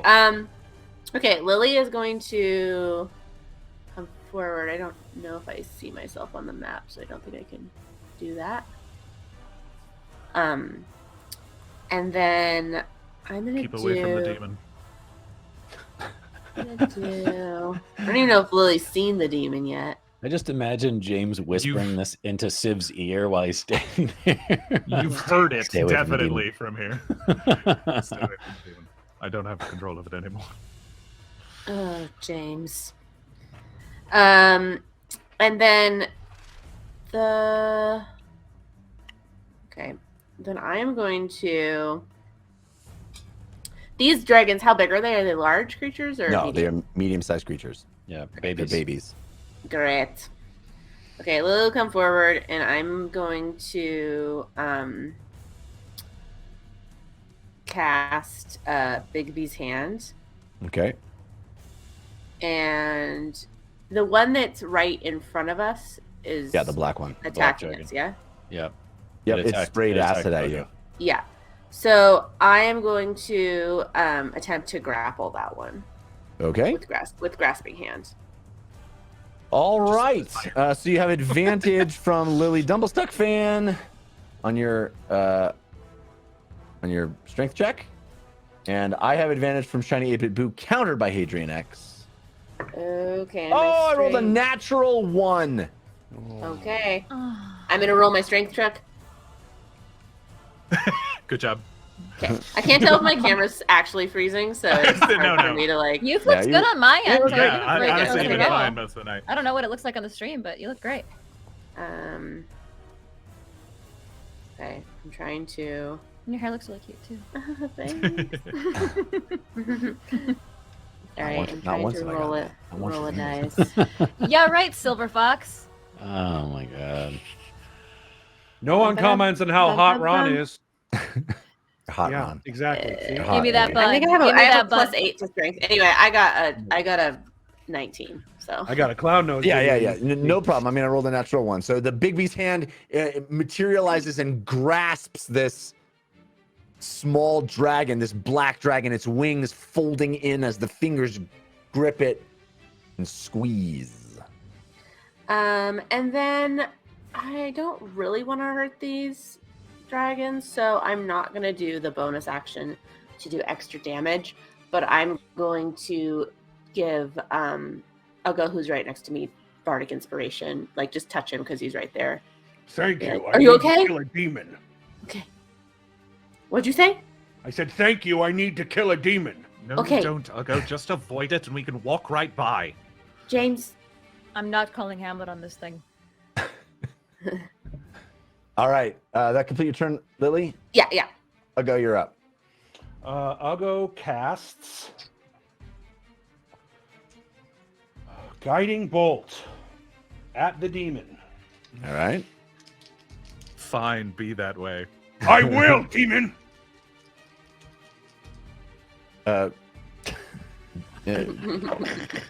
Morgan, do you have the hit points of the demon? Yep, I got all of it. Yeah, can you tell me? Yeah, it's AC of 15, 104 hit points, and it's resistant to dang near everything, though not radiant. Yeah. I rolled 2 17s, and that That'll makes hit. my attack with Guiding Bolt a 21. That Yeah, hits. that hits. So you see Ugo shout, and this brilliant white light, this golden hue, shoots out of his weapon and into this. I rolled Demon. all 6s.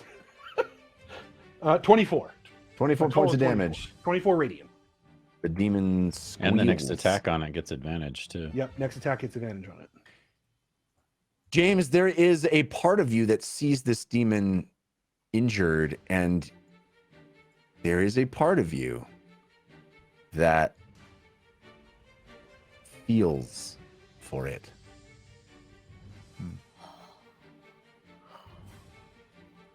All right, we are up to White Dragon Wormling. Stunned. All right. Oh, it's stunned too. All right. Yeah, you just got the green. Bahima, you're up. So I'm looking at the map. Lily, did you just put yourself on the map so that you're on it, or are you right there? She came up to cast Bigby's hand, right? She had to have did. line of sight. She's You have to be grappled the within black worm. melee? No, but To do we're Bigby's on the edge of the map, Jessica. I need to know. Sorry, for I the was muted. spell I'm gonna No, you cast. don't have to be within melee. No, she's not within melee. We're I all just standing wanted to on come top up. of I wanted Civ. to come up so I could see what was going on out there. Yeah. Okay, so so that I have a lay of the land of this with the situation that's happening. Everybody's sort of at the mouth of the cave right now, and we're looking out at the dragons, and the dragons are shooting things into the cave, right? Right. One of them is, yeah. Yeah, Okay, only one how, of them is. Yeah, how many feet wide-ish would you say the cave entrance is, Jeff? quite large. I mean, it's probably at least 20 feet. The Chrono 20 feet Dragon wide. had to fit through it, yeah. Yeah, I mean those Yeah. things can squeeze. Dragons are able to squeeze through smaller spaces, but yeah, it is quite a large entrance. Okay. So Fahima's going to look at Meep, who's on her shoulder, looking worriedly at the situation. Okay, Meep. It's your time to shine. Literally. Go.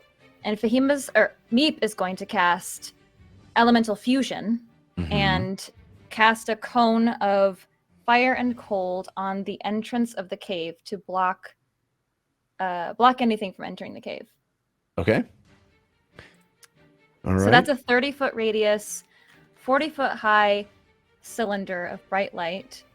It's a 5th level spell, and creatures take damage when entering it or passing through it.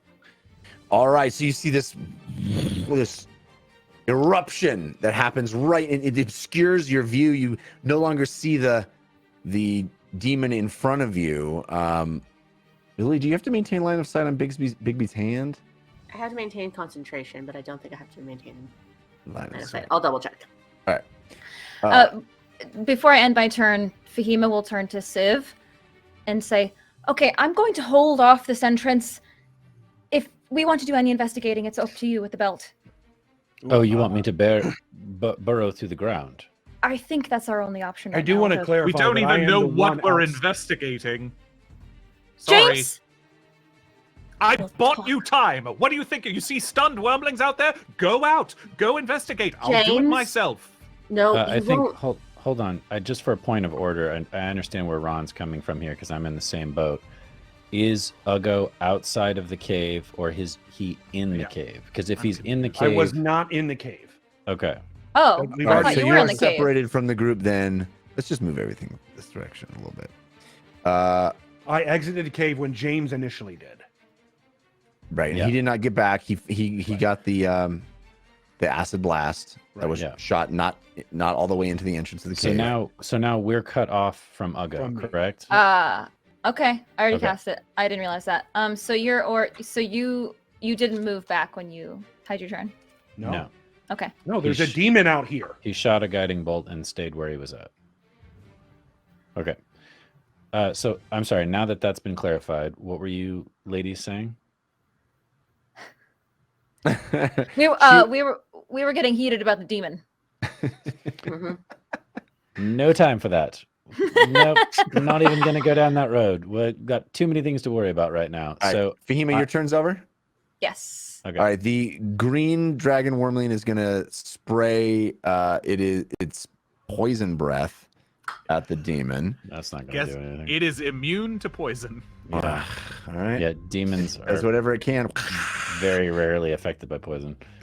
You see this thing spray this gas cloud emit out of the mouth of this tiny, not tiny, it's medium sized, as big as you, but it is, it's tiny for dragons. Opens its mouth, gas cloud comes out right at the demon, and the gas covers its face, and it parts, and it sneers, and it bares its teeth, unaffected by this poison cloud that comes from this thing.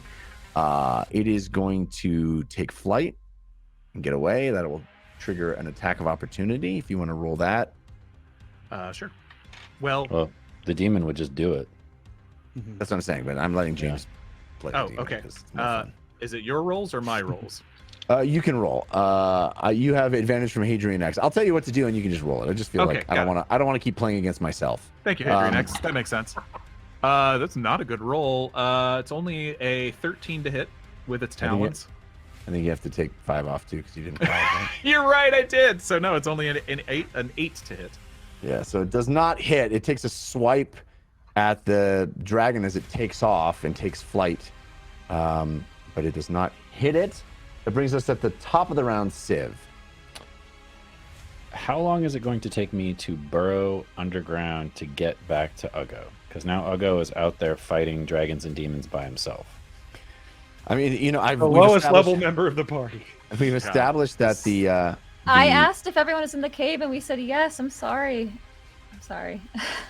we've established that the belt takes a long time to work. The thing you notice when you start to use it here, just like inside, just like in Nonezzeron's grave, as you start to move the rock, it immediately starts to reform itself. Okay, and how big is this spell, Fahima? How big is the sphere? 30 by 40, right? Yeah, 30 feet wide, 30 feet radius, 40 feet high. And I have no idea how much damage it's going to do to me. Woof. Well, you wouldn't have to walk. You're thinking about walking through it? To get out, yeah. I mean, you can ask Fahima to drop it if you want. But yeah. I'm going to turn to you and say, Uggo is still out there. Make James drop the demon! Why are we having her drop the ice thing? Get out here! Uggo has a great point. So James, drop the demon. If the edge of the cave is right in front of me, Jeff, yeah, can I at least use the belt to punch out the left side of the cave and push my way through that without going through the spell?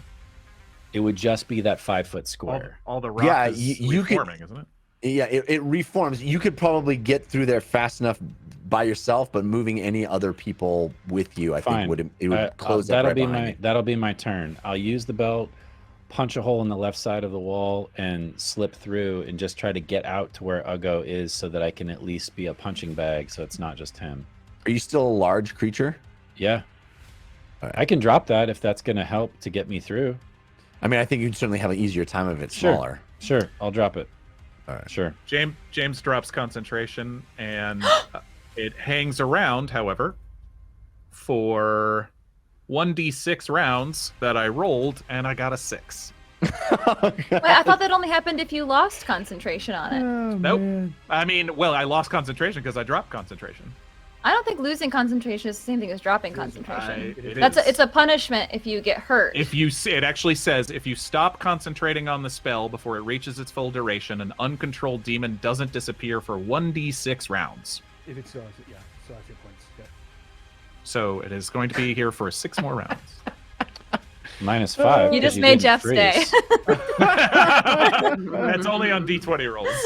Oh, right. So, Civ, you've made it out to Uggo. You used your action to use the belt to reform the wall. You shrink down a bit and squeeze through just as the edge of the cave reforms itself behind you. This pillar of incredible energy coming from Meep on your left, and you squeeze by that, run over to a waiting Uggo who has just shot off this bolt of radiant energy.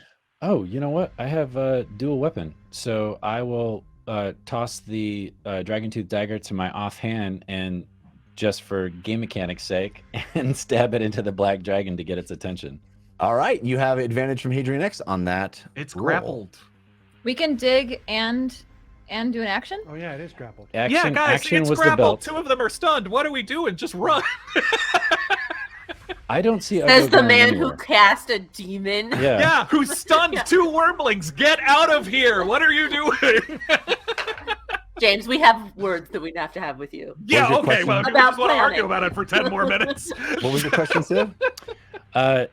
Doesn't matter. I rolled a natural 20, so I'm going to do a lot of damage to this black dragon. Okay. The one that's grappled? Yeah. Yes. Okay, I think that might drop its grapple. No, it shouldn't. No. Actually, gives him advantage. Yeah, it gives him advantage on No, restrained gives advantage on attacks. I don't think grapple does. I mean, it doesn't matter. I got a nat 20. Yeah, it doesn't matter. Yeah. You boys are encyclopedias. How do you Played remember a all lot the of things? D&D.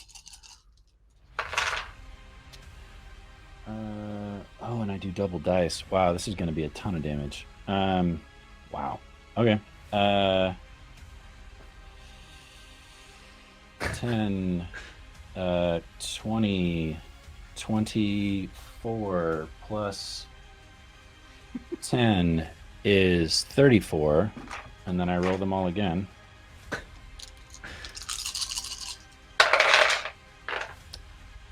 Um, 10, 6, 9, so 19, 20, 25. What was the first thing that I said? 30 something. Nobody remembers. It doesn't matter. It doesn't matter. You it's a wormling. There's another 25 points of damage on top of whatever I said the first time.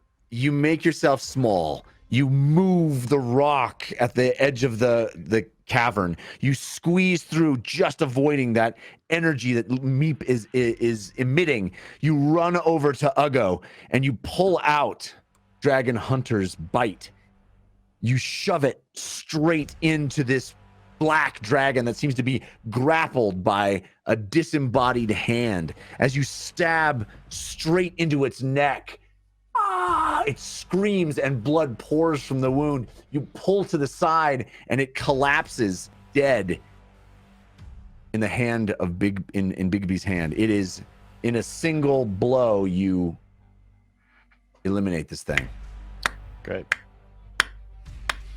You feel Dragon Hunter's bite sort of pulse in your hand. It has found purchase in the thing it is designed to fight.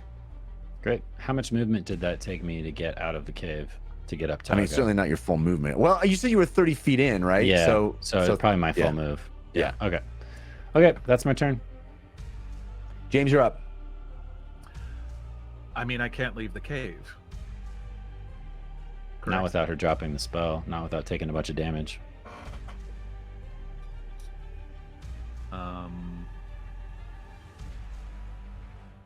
I mean, Oh my gosh, guys, I have to take a second. Sorry, I didn't see that there's a lot of evil yams. We have Can't say I'm surprised. A lot, Can't say a I'm lot. surprised at all. two yams from Whitebeard's ghost, thank you, Whitebeard's ghost. and down to Clown, dropping 4 evil yams. What? So, that puts Team Force of Evil at 65%. Oh no. Team Force of Good at played. 35%. They Force Well of Evil played. saw their work release a demon and they were like, yes, yes, more. I mean, I think James will just stand there because I can't. I'll turn to Fahima. Do you? Yeah. Are you keeping it up to protect us? What are you doing? Yes, that was the plan, but now Uggo and Civ have just exited the cave, so Well, We should the drop quicker it. the quicker we're together, the faster we'll be able to get out of here. yeah. Sorry. She just drop looks at him solemnly. Well, it's not my turn yet. Oh, yeah, I guess I don't need to do it on my turn. Yeah. Drop. Were you sort of indicating to Fahima that you need me to drop it for you to move out of the cave? I mean, yeah. Okay. So she'll scowl at you darkly, and then drop the spell. All right. You see Meep drop her wings, and that cone of energy falls, and all of a sudden you guys can see out through the cavern again. You see a dead black dragon wormling at 6 feet. Being held by a giant hand. Jeff. Yeah. Fahima looks at Lily, scandalized. What did you do? I didn't do it. I just grasped it. I specifically didn't do any damage. Jeff, could I move out of the cave and look around, look for any further sight of whatever, if they're guarding something, or what the mouth of the cave, or what? Yeah, you can roll me a perception check. You have advantage Okay. from Hadrian X. Thank you, Hadrian X. Ah! Out of the box. 1 second.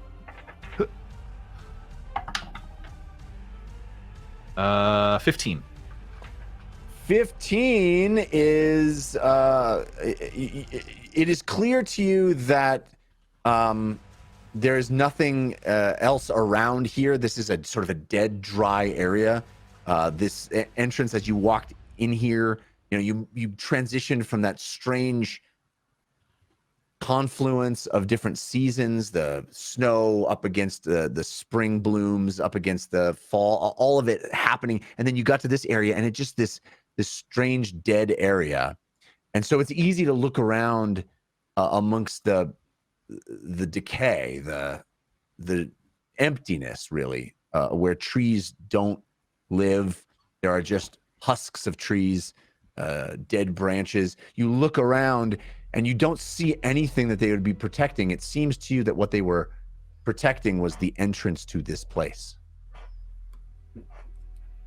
We can leave.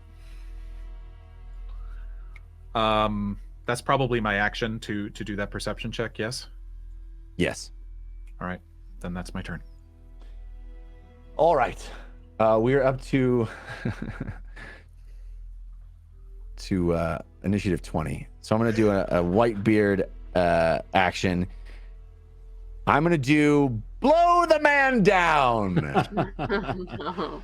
I think we got this one. Yeah. Everybody, massive cannon goes off. Everybody has to roll a dexterity saving throw and falls prone on a fail. So, Civ, you have advantage from Hadrian X. Fahima, you have advantage from Goofus McDorkle. James, you have advantage from Hadrian X. Ugo, you have advantage from Hadrian X. Lily, you have advantage from Jolly Chef Scott 68. Hadrian Ooh, X, I we love that saw the number name. of advantages and disadvantages you dropped last week, and that was incredible. Yes. Very grateful. Very grateful. Thank Insane. Dexterity. Oh, wait. Okay. you. At the end of the... Oh, wait, the rock's coming up. Yes. Okay. It is coming up. Did everyone 21. freeze? I just did. Yeah, I did. froze. I only got a 16. Is that still good enough? Whoa. Did everybody freeze? Yeah. What I are we froze. rolling? Yeah. I missed Dex, it. Dex Dexterity saving saving throw. throw. For the lair action. I got a 19. I got a Ooh. 20. Not natural. I just Right. rolled Do you want me two to roll? natural 20s. Whoa! Run! I'm coming over and I'm taking The- your dice. I'm The using Ron different levitates for a dice. second. We're just I calling I it have the a bunch of Ogden. I'm Ugo- taking Ugo your hands. levitates in the air. Everybody got above 15? Do you want me to Yeah. roll for the Varrock? Yeah, roll for the rock. That's fun. Okay. Advantage, disadvantage, or no? Or Yeah, we'll use yours. You have advantage from Hadrian X. thank you, Adrian X.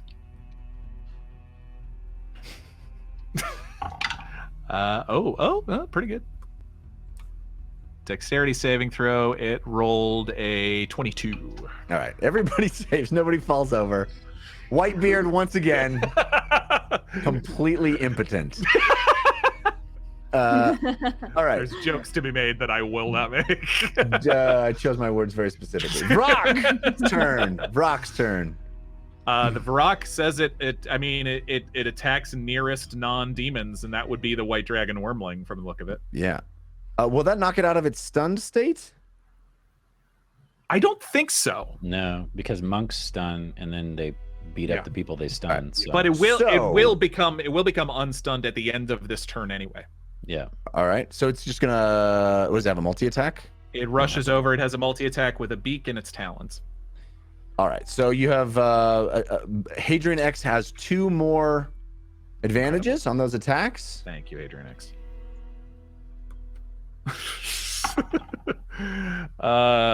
First one is You guys not need great. to be more creative with your freezes. That's all I'm saying. First is a 15. Okay. First is a 15 to hit. Note Is that taken. Bardic Shade from Jeff? That's a miss. Mm. How's that? Was that better? man. The second one is a 25 to hit. Only one of them hits. Okay. 2d10 plus 3. Yeesh. 16 points of slashing damage. All right. You see this demon swipe with its claws and tear into the flesh, the scales of this white dragon. The beautiful white skin is marred by green blood that spews from underneath it. All right. That brings us to the red dragon's turn. Oh no, the end of the rock. They both can make saves, right? No, they are just both unstunned now. Unstunned. Red can move. The stun All only right. lasts for one It's round. very angry. It's gonna go over and roast and toast this bad boy. It's probably resistant, right?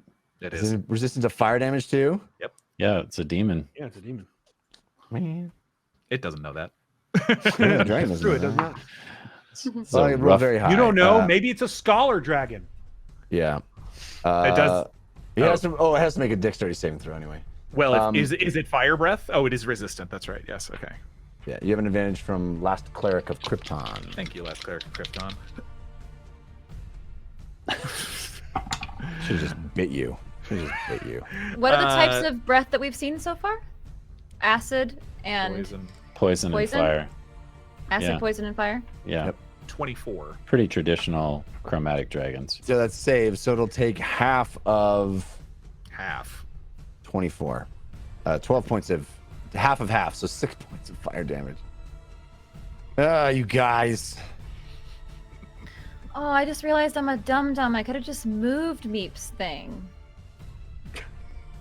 That All would right. be good to Brings us know. up to Lily's turn. Lily's is- turn. This not a is a dum-dum. wizard learning her new spells. Yeah, there you go. Okay, so Bigby is going to gently let down the dead dragon, It flops on the ground, and deceased. I'm going to attempt to grapple the demon with Bigby. Okay. Okay. I think that's a You good have call. advantage from True. Jolly Chef 68. James, you have advantage from Fallstar. Thank you, Fallstar.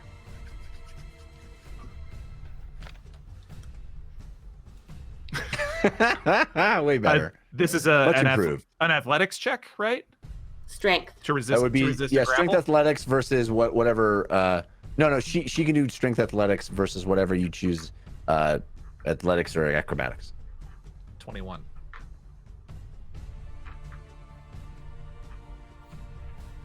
I only got a 20. Ah, Unfortunately. all right.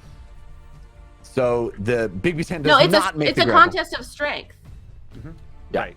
Yeah, it this was its strength check. It was an 18 plus 3. 21. Got it. All right. So it does not grapple. Would you like to do anything else on your turn, Lily? I'll go. You're next. doo-doo-doo-doo-doo. No, because that was my bonus action too. So I'm just gonna stay there because I feel like that's kind of the All right. safest spot. I'll go. You're up. Okay.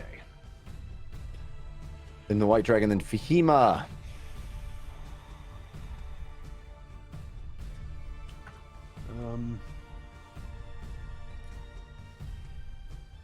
So the demon's still around and up and attacking things. Yep. Yes. It's got 2 wormlings on it. We'll charge forward. I'll go stop. We're You leaving. first! And we'll attack it twice. Okay. You have advantage So- on both from Hadrian X. Okay. Thank to be you fair, again, James, we Hadrian did say that to you and you didn't listen either. Warlock versus Paladin. Go. Oh, Ron. That was good. That was good. Thank you. Thank you. I rolled a nat 1, but then I also rolled an 11, which Plus. is a 18 to hit. That hits. And the second attack, -5 on that because I didn't pause. Which is same roll actually, 11 and 5, so 18 -5, so 13. Yes. Okay, so the first one I hit, and I'm also expending a first level spell slot to smite it. Yep. Ooh.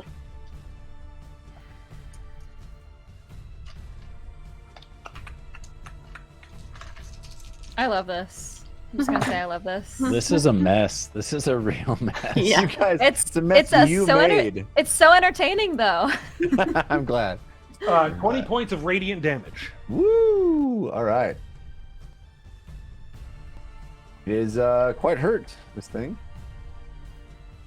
You see it scream as the light from your maul, the light explodes out of the surface of your maul, and you see it sear the leathery skin of this demon's hide. No fear, demon. Its name is Oro. All right, white dragon is going to not even attempt to do the breath. It's just going to claw. I have advantage from, as far as I'm concerned, countered by, as far as I'm concerned. Nice. Meaning you have a straight roll as far as you're concerned? As far as I'm concerned, I have a straight roll. Okay, I got a 22 to hit. That hits. That does...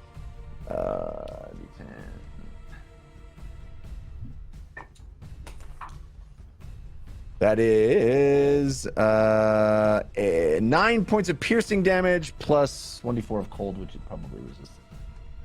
It is. 2 points of cold, so 1 point of cold damage. So what did I say? What did I just say? 9 and 1. 9. 10 points of damage. Okay. So it's the Wormling are attacking this demon, as is Uggo, up and close and personal.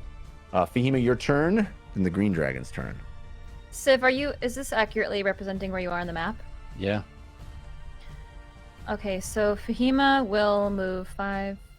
Well, You also I don't know how see accurate me. this is. You see me staring daggers at those dragons. Just FYI. And a dead one at his feet. Yeah, well, I'll still extend the option.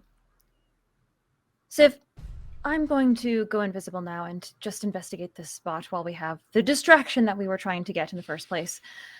Jeff, when you were indicating that they were guarding this area, was it the entire map that you were indicating to, or was it just really directly in front of the cave entrance?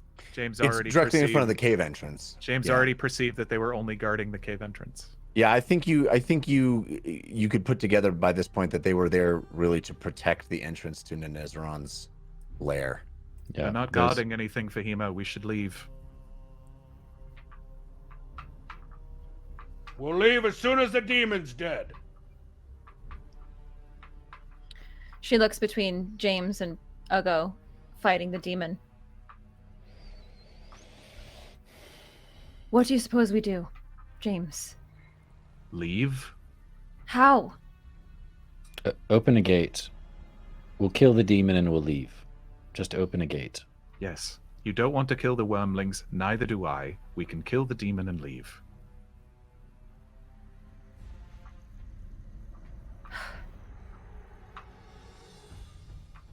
So we're killing the demon. I would like you to give us the option to leave, though. Can't you hold your gate open for a moment? Well, the dragons and the demon can go through the gate. All right, fine. Then do whatever you like.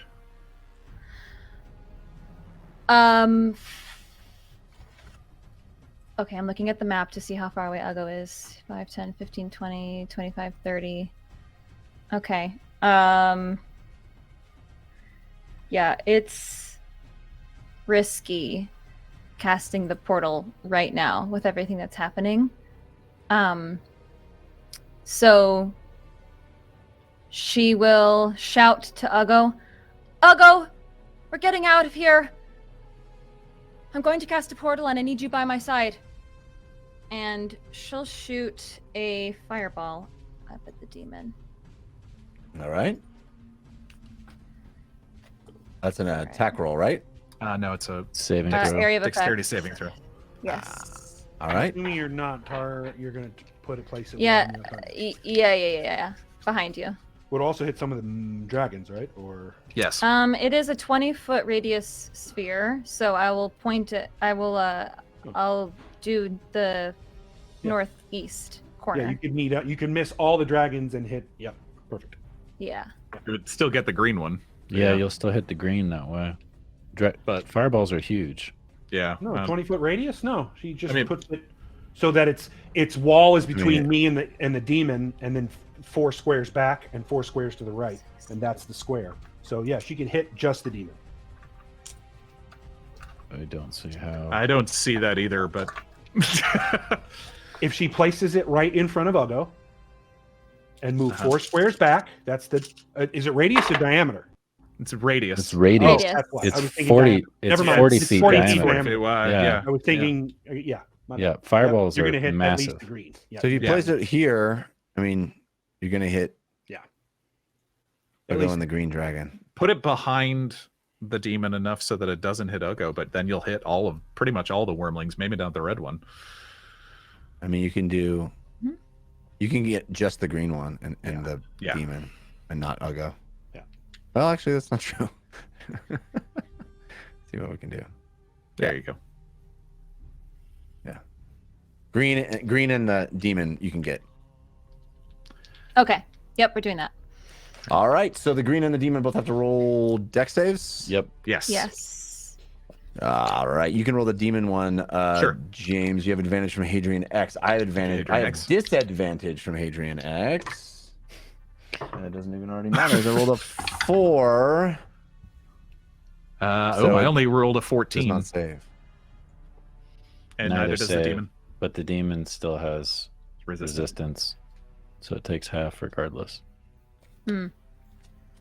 Okay. Yeah, 30 points of fire damage. Halved, right? Halved. Yeah, Or is that 15 before 15 it's to the demon. And 30 You to the see green dragon. the green dragon consumed by fire. It screeches. It is very nearly dead.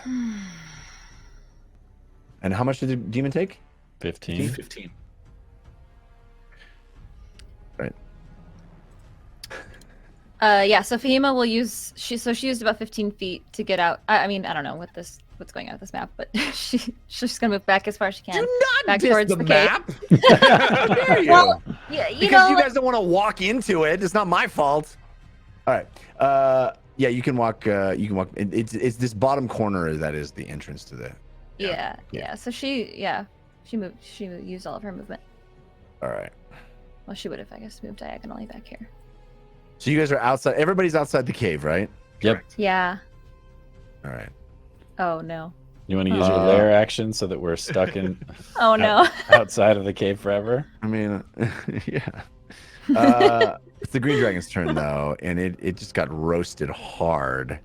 It's going to Fly Just away. leave, buddy. You can just leave. Yeah. I mean, it is going to fly away. It has 8 hit points. I think it is going to just fly away. I'm sorry. So it's You might have saved Taking its off. life. I was Just saying, you wounding, successfully wounding it and intimidated not it. killing it. Yeah. Doesn't feel Civ, you're up. good. It's top of the round, Civ. All right, let's kill a demon. I'm gonna try to kill a demon anyways. Yeah.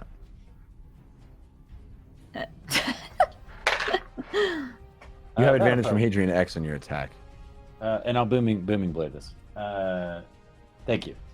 Yep. So that's 18 plus 10, 28 to hit. 28 to hit. That is very much a hit. This. The dagger is technically dagger. magical, yes? Yep. Yes. Very much so. It is resistant to non-magical attacks. Some of this is acid because it's the dagger. 1d6 is acid, and I It is think not that's- resistant to acid. Okay, and then booming blade is thunder. Not resistant to that either. Excellent. I love it. 2, 1, 3, 4, 5, 11, 17, 21, 25, 26, plus 6, 32. It had 29 hit points left as your blade plunges into it. Thunderous. The vibrations of the blade itself translate into this incredible thunderous boom, this explosion that happens as this demon that you conjured, James, separates. You see it vaporized, bits of it splitting apart as it gets completely exploded from the inside out, from the tip of the puncture wound. It is dead. Okay. And then I'm going to bonus action dash 5, 10, 15, 20, 25, 30. I think I'm moving the right way. Am I going west Yes, to get that's back to correct, where? west. Okay, Mhm. great. Run! All right. James, it's your turn. Run, you fools. Jeff, just a quick question: have White and Red Dragon taken any damage at all? Red has not. White has taken 16 points of damage. Cool. It just looks like they have hurt. I just was curious. Cool. Yeah. Fahima, you opening a gate, or are we running for it? Opening a gate. Civ, come back! And I will hold my action to dash through the gate. All right. Well, I didn't open it yet because I have to wait until my next turn. Right. Yeah. No. So yeah, I'll hold my action because you can only hold your action. You can't hold your movement. So I will hold my action to run through the gate. Civ, as you start to move, Lily's chest, the amulet flashes and blinks twice, and boulders start to fall all around you as the lair action seals off this area from escape. We are up to the red dragon's turn. Red dragon is going to move up to Ugo, and it's going to breathe fire. Ah! I mean, we got to fight some dragons here, baby. You're Literally. really getting your fight. Literally, fight some baby dragons. Yeah. So, Ugo, you need to roll me a dexterity saving throw, please. You have advantage from Hadrian X.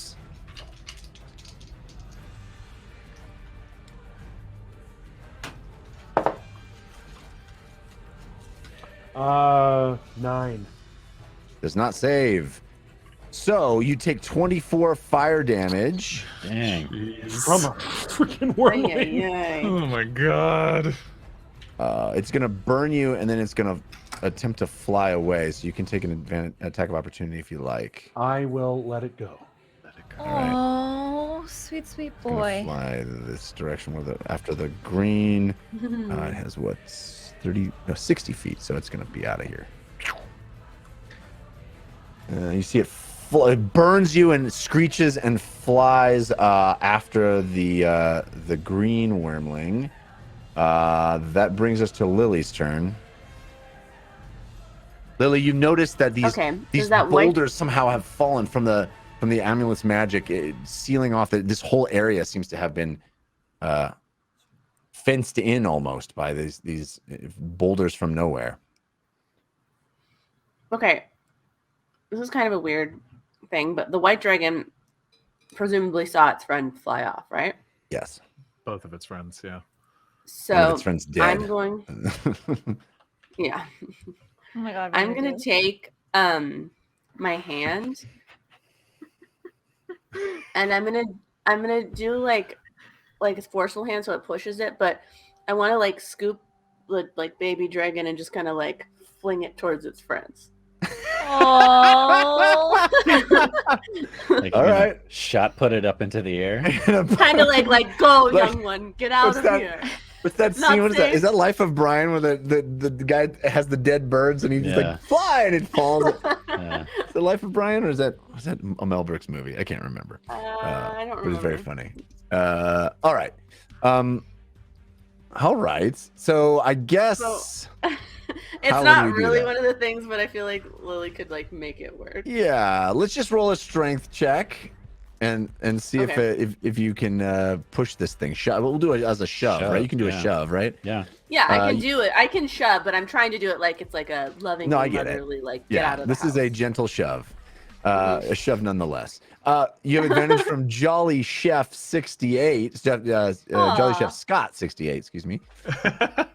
I have disadvantage from Hadrian X. I wondered if Jolly Chef and Chef Scott were related. Okay. That's not great because I have disadvantage. I got an 8. I got a nat 20. Whoa! So you see Bigby scoop. This is the most motherly scoop. The scoop is very gentle and it tries to resist, but this huge disembodied hand, this floating spectral hand, scoops it up and it just goes, boop, and the thing flies off into the air. You see it tumbling for a second and then it catches the air on its wings, and so it is up in there. Does that complete your turn, Lily? Yeah, I guess I want to stay with the group because I'm not sure what's going on with the gate. So yeah. All right, Ugo, you're up. So all that's left, that white dragon is flying away. It seems to be, scooped away. yes. Okay. All right. You got pushed, So I don't have to be incentivized to move that intimidated. direction. It's already intimidated. Yeah. I'll go. Does Civ seem to be trapped? Well, you No. all seem to be trapped, right? Oh. This area is surrounded by boulders now. Oh, it was circling the entire area. Okay, got it. Exactly. Yeah. We're in like an arena of boulders now. Yeah, exactly. Yeah, I'll walks over to Lily. Would you like to get in the saddle? Okay. I'll Are you pick okay? up Lily and put some in it. No. We'll All deal right. with it later. The white dragon's turn. It continues flying away. You guys seem to have endured the threat in this area. Fahima, it is your turn. Everyone's standing with these boulders surrounding them. Yeah, so she'll cast Arcane Gate, and the second portal will be 500 feet. Based on her Don't you have to see it? understanding. Yeah. So based on her understanding of where the least amount of dragons would be on their journey into this cave entrance, Yeah. she would be putting the second portal there. Yeah, so a portal opens up. This portal opens up right in front of Fahima's feet. Every one of you standing, looking at it, seeing the three surviving wormlings flying off away from this area, and it exists there. You sense that the second portal is beyond the circle of boulders, far to the west, 500 feet to the west, and each of you in turn steps through, plops out into a snowy embankment. Boom. The snow falling on you, you feeling cold, Fahima, as you land, snow melting all around you, sizzling steam coming up from just the heat of your body. You look a mere 10 feet to your left, and new flowers are budding, blooming in what looks like a beautiful spring meadow. Farther ahead of you, rain pours down as orange and brown leaves fall to the ground, and you scoop yourselves up and you start heading west, away from Nonezzeron's grave. And that is where we will end tonight. Getting out was harder than getting in. Wow. Seriously. It was. That was that was Really something. was. Well, we fought dragons and went into Dungeons and Dragons, ladies and gentlemen. Again, for the second week in a row. Hopefully you had a good time. I certainly did. We will see where the heroes head next week. But I want to thank Down to Clown, who threw in a bunch of balloons, a whole bunch of balloons, which looks to be solidifying a Force of Evil victory again. Wow. Team Force of Evil at 65%, Team Force of Good at 35%. Wow. So we'll see the ramifications of that next week. More Whitebeard next week. Yeah, We'll see. Poor Whitebeard can't catch a break, you know? Nope. I really thought he had cool lair actions, but not with this He group. does in a constrained, Yeah. confined area. Right. Basically built for the fight he was in, but it just never got to happen. Right. But I appreciate it, and I appreciate all the folks that contributed to the tug of war this week and last week. We'll see the ramifications of this week next week. Also, our patrons, which makes this show possible at patreon.com/thedungeonrun. If you're not one, please consider it. Check it out. Look at all the cool perks that you can get for supporting the show, for making sure we get to continue. One of them, for the high-level contributors, is that your name gets to be read out at the end of our show. But we don't just read the names as a rote list. No, we have a little fun with it. We do themes submitted by our patrons. In fact, this week... Oh, wait, I forgot one thing. I forgot one big thing. What? Yes. Everybody levels up. Yay! What? Yeah. Ow, You have take it. successfully escaped Whoa. the grave One of minor Nonezzeron. thing.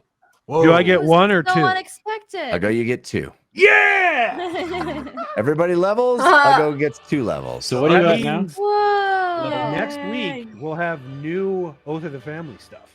Yeah. Whoa. So you're at what are you at now? I'll go 8. 8.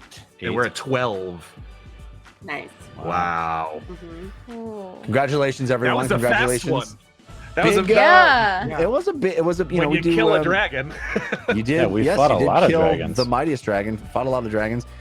These are, what do they call them? Milestone. Milestones. So it's a big milestone for our story. Big milestone for our players and our characters. So, very much deserved level up for the Heroes of Bingle. But anyway, as I was saying, we read out names at the end of the show based on themes that were submitted. I'm going to roll to see who will kick us off for Team Force of Good. Roll a 4. Ronald. Oh, Ronald. Oh, hello. Ronald Ogden. Oh, this is going to be good. This was submitted by Charlie Baynard on our Patreon. Charlie would like to see, Ron, you do it as a drill sergeant with a group of new recruits right off the bus, explaining the plan for their training. Hi, Sarge. I'm reporting to do. All right, you Hyperboy 66, get your arses in gear. I almost said it. I almost said it. Did you say ours? Very well did. done. Bernardo's not going to text you later and say not to say that word. We got a Seraphy and Brava we got to get going. I never got one of Hurry those. up. Sir, In yes, sir. line. Yes, Sir, yes, sir. I ain't running no Sloppy Goats Bakery in this here place, so y'all better get in line and do what I say. What do you got? Your hair, it's all long and hippie-like. We're gonna cut that real short. You'll see. Wait, but is there going to be breakfast? There will be no breakfast, and from now on, you are all known as Ghostbusters Quick Response Unit because I that's want pretty you cool. here when I say go before I say go. Okay. Sir, yes, sir. That's Pretty cool. I don't think he knows You- what Ghostbusters means. You, Bob Harris, the one who just said, "Sir, yes, sir," drop and give me 20 for a good job. Sir, yes, sir. One Poo poo monkey? monkey. Two That's poo you. monkeys. 3 That's poo you monkeys. there with the dark 4 hair. poo Poo monkeys. Monkey, that's your new nickname. Get down and Oh. give me 30 because you didn't call me sir. All right, sir. Sorry. You're gonna regret your past decisions here. I promise you. I really do. I'm gonna Sir. break you like a beaker par. I'm just gonna smash you. Make you into real fighting machines, like the Japanese call Adakai. I don't think he's Or as ever the been to Americans Japan. call them, desert wanderers. I'm gonna fender reel you up and down this place until your cows and scream, "I on moo cow!" I think he's Is crazy. this no. training? Is this And training? no, or you do not are get we to just getting call hurt? home to mommy and the Gold family. Oh. No, Oh. you're gonna get hardened. I'm gonna make you hard, just like Just Jules. You're gonna be Ooh. hard, can't even scratch you, like kitty scritches. Nobody gonna kitty scritches my troops. Ain't nobody gonna do that. You're gonna turn Armando your abilities 88. in Armado 89, them bad guys. I'm telling you, we're gonna send you over there, and you're just gonna Hadrian X them all over the place. Oh my God. Until you remember one thing. The person who taught you all them survival skills that right now you hate, and for the next 3 to 4 months will hate even more. Wilbro Jr., Sergeant. Sir, yes, sir. Ron Ogden. Yay. Ron Ogden. Done. That was amazing. Ironically, Wilbur Sr., very, very sweet guy. That's why. That's never two generations alike. He's a pacifist. All right. That was fantastic. Thank you to all of the Team Force of Good contributors to our Patreon. Now we're going to do the Team Force of Evil contributors. This, I already rolled. This is so perfect. I couldn't have made this happen better. I rolled a 5, which is, it is Katie Michaels. And Katie, I love this one. This one comes to us from Thomas Colton. This is a dungeon run emergency staff meeting brainstorming ways to end the episode after someone accidentally deleted all the patron suggestions. Katie would run this meeting. Hey, everybody. Okay, hey, everyone here? Sorry, I'm sorry. Am I late? Am I late? No, you're fine. Did You're you guys fine. start? You're did on you guys time. start Ron's already? late. Oh, okay. Yeah, I'm always late. You know, it's just a Guys, Okay. I don't have time for this. I don't have the episode ready at all. I know. I can hear I know, Jeff's Jeff. children I know. screaming in the background. Let's get this That's done. wild, man. That's wild, man. Okay, Jess. I know you have notes on social media stuff, but just 1 second. Okay, but our We- TikTok is like blowing up right now. so Okay, I yeah. really need Okay, us to no, but focus on making hold on. more. We kind of have like. I know the show's gonna start in like an hour, and we have a little bit of a situation. The Katie, your Google TikTok's dropped- at 3,000 views. Oh, okay, You that's great. posted That's it great. 5 hours Okay. ago. It's really great. It's really great. Google has their drive has gone down. The whole Oh, no. all of their storage. All of yeah, Google? it's gone. All of All of Google, yeah, which unfortunately is where Hmm. we store our Patreon names. Everything. And I feel like there may be and- worse things for the world than our Patreon names. No, but I no, know no, this is priorities. it. This is what it is. Priorities. Yeah. Everything else Well, for the show can go on, but it's really important that we thank these people. So Yeah, you're right. Yeah, I mean, you're this right, is you're right. that's wild, man. That's wild, man. Like, right? Google. Right. Yeah. Who would have thought? Yeah. Anyway, I don't want it So to be a should dark we house just make tonight, up some names? So, well, okay, I'm getting there. In light of not trying to be a student of Grimm, and I know you guys are going to think I'm nuts, but I think we just have to try and do it from memory. For example, I remember Gorbin Plate is on there. Oh yeah. Anyone You know know what I'm what? talking Yes, so Make sure. it ringing a good. bell. That Ringing a doesn't bell. sound Ringing a bell. familiar to No, me no, at no. all. Gorbin Play. Gorbin Yes. Plade. Yes. It's- I don't it- buy I it. believe it's pronounced Gorbin Plade. Plade. Plade? Plade. Plade. That sounds more familiar, but I'm still skeptical. And everybody's Okay. favorite Z-Rock. You know Z-Rock, right? Z-Rock? That's a radio station. Oh, Z-Rock. no. Right. Yeah, K-Rock. that's soft rock. K-Rock. No. Also a radio K-Rock. station. That's my K-Rock. nickname. Well, K-Rock. My it's- name is K-Rock. No, it's some other It's some other consonant. What is it? Oh my Really gosh. go for a J. I think. Okay, you know what? This is J-Rock? Oh, it's J-Rock. That's Oh. J-Rock. What'd you say? J-Rock. That's What'd you what- say? that's- I don't I said know. J-Rock. I said J-Rock. That's what I said. J-Rock. It is J-Rock. It is J-Rock. And I think it's around to clown. Clown Around to party. Clown. Around Sound, to clown. sound to down. Insane System Clown of the Posse? down. System of the down. Clown down. System of a Down. The clown clown. is down. Round clown. Corn. Round- Corn. Puddle of How- mud. How now, brown clown? Yes. That, We are really good at this, you guys. Yeah. We're nailing We don't it. need Google. Who needs No. Google? No. Not us. Yeah. We're fine. Certainly not the rest of Yeah. the world. No, we're down to clown, but we just can't remember any of the names. Right. I can't remember it though. overbearing shark. Overbearing shark. Wait, Wasn't are that you one of calling them? me an Overbearing? overbearing No, it's shark? baby shark. Do do do do do do. Oh. that's Oh, trending baby song. shark. Sounds like a They Patreon. sponsor Patreon us? member to me. Yeah. It's gonna be I in my wish. head forever Wow. now. That's great. I mean, I think it's honestly. I think Guys, we I can. feel like these meetings are a lot of drama. You're a drama piranha. A lot of tearing each other apart. You're the You know real what, drama Jared? piranha. You're a real drama piranha, okay? Which means you're predatory and dramatic. Yeah. Okay. I feel like I'm what- glad did somebody said it. Did we talk about the big Dang. one? The biggest patron we have? Sure. Please. Oh. I can't remember. I need Chrono Dragon. help. Though. Citations wanted. Required. Hmm. Citations required. Citations wanted and Requirements? required. We need some hints for it. Wanted. Footnotes mandatory. Reverend's bleeding. Oh my god. That's close. Reverend is bleeding. Oh, That's not it. You No, should that's go not help it. them, Jeff. That's I've been terrible. watching too much TV. Remnants of Seeming. All right, y'all. Roll. This meeting is reaching 10 minutes, and you know how I hate long meetings, so we really got to Right, just. Does that's right, anyone know right. it? That's You do true. hate long meetings. I don't know, but I do need references for this new position that we're trying to fill. Oh, Okay, well, yeah. we're gonna all try to remember You mean our action Katie's items. Everybody, position? listen. Everybody, our action items are. We're all gonna try and think of as many names as we can tonight. And we're just gonna do our best, and we're also gonna get because references are needed for Right. more the of guest. those things. So For we'll do that Katie's together, replacement.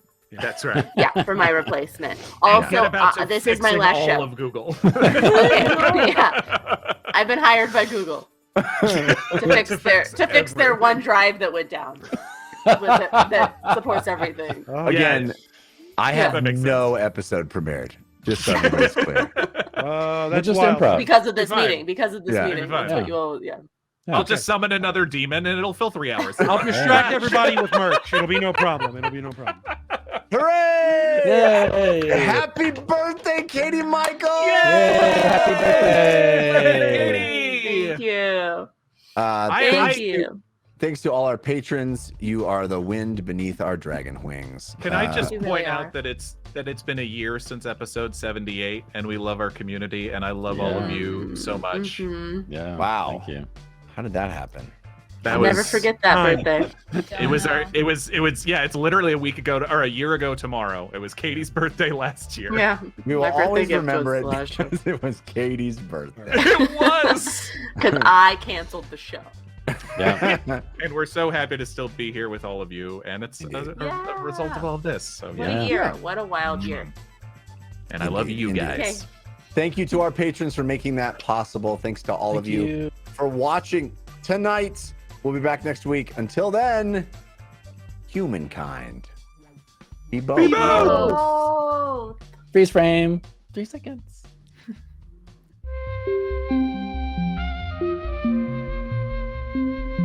It started. It started. It started. Started.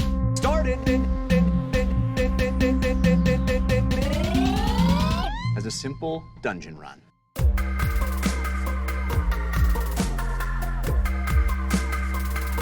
As a simple dungeon run. Let the dice roll.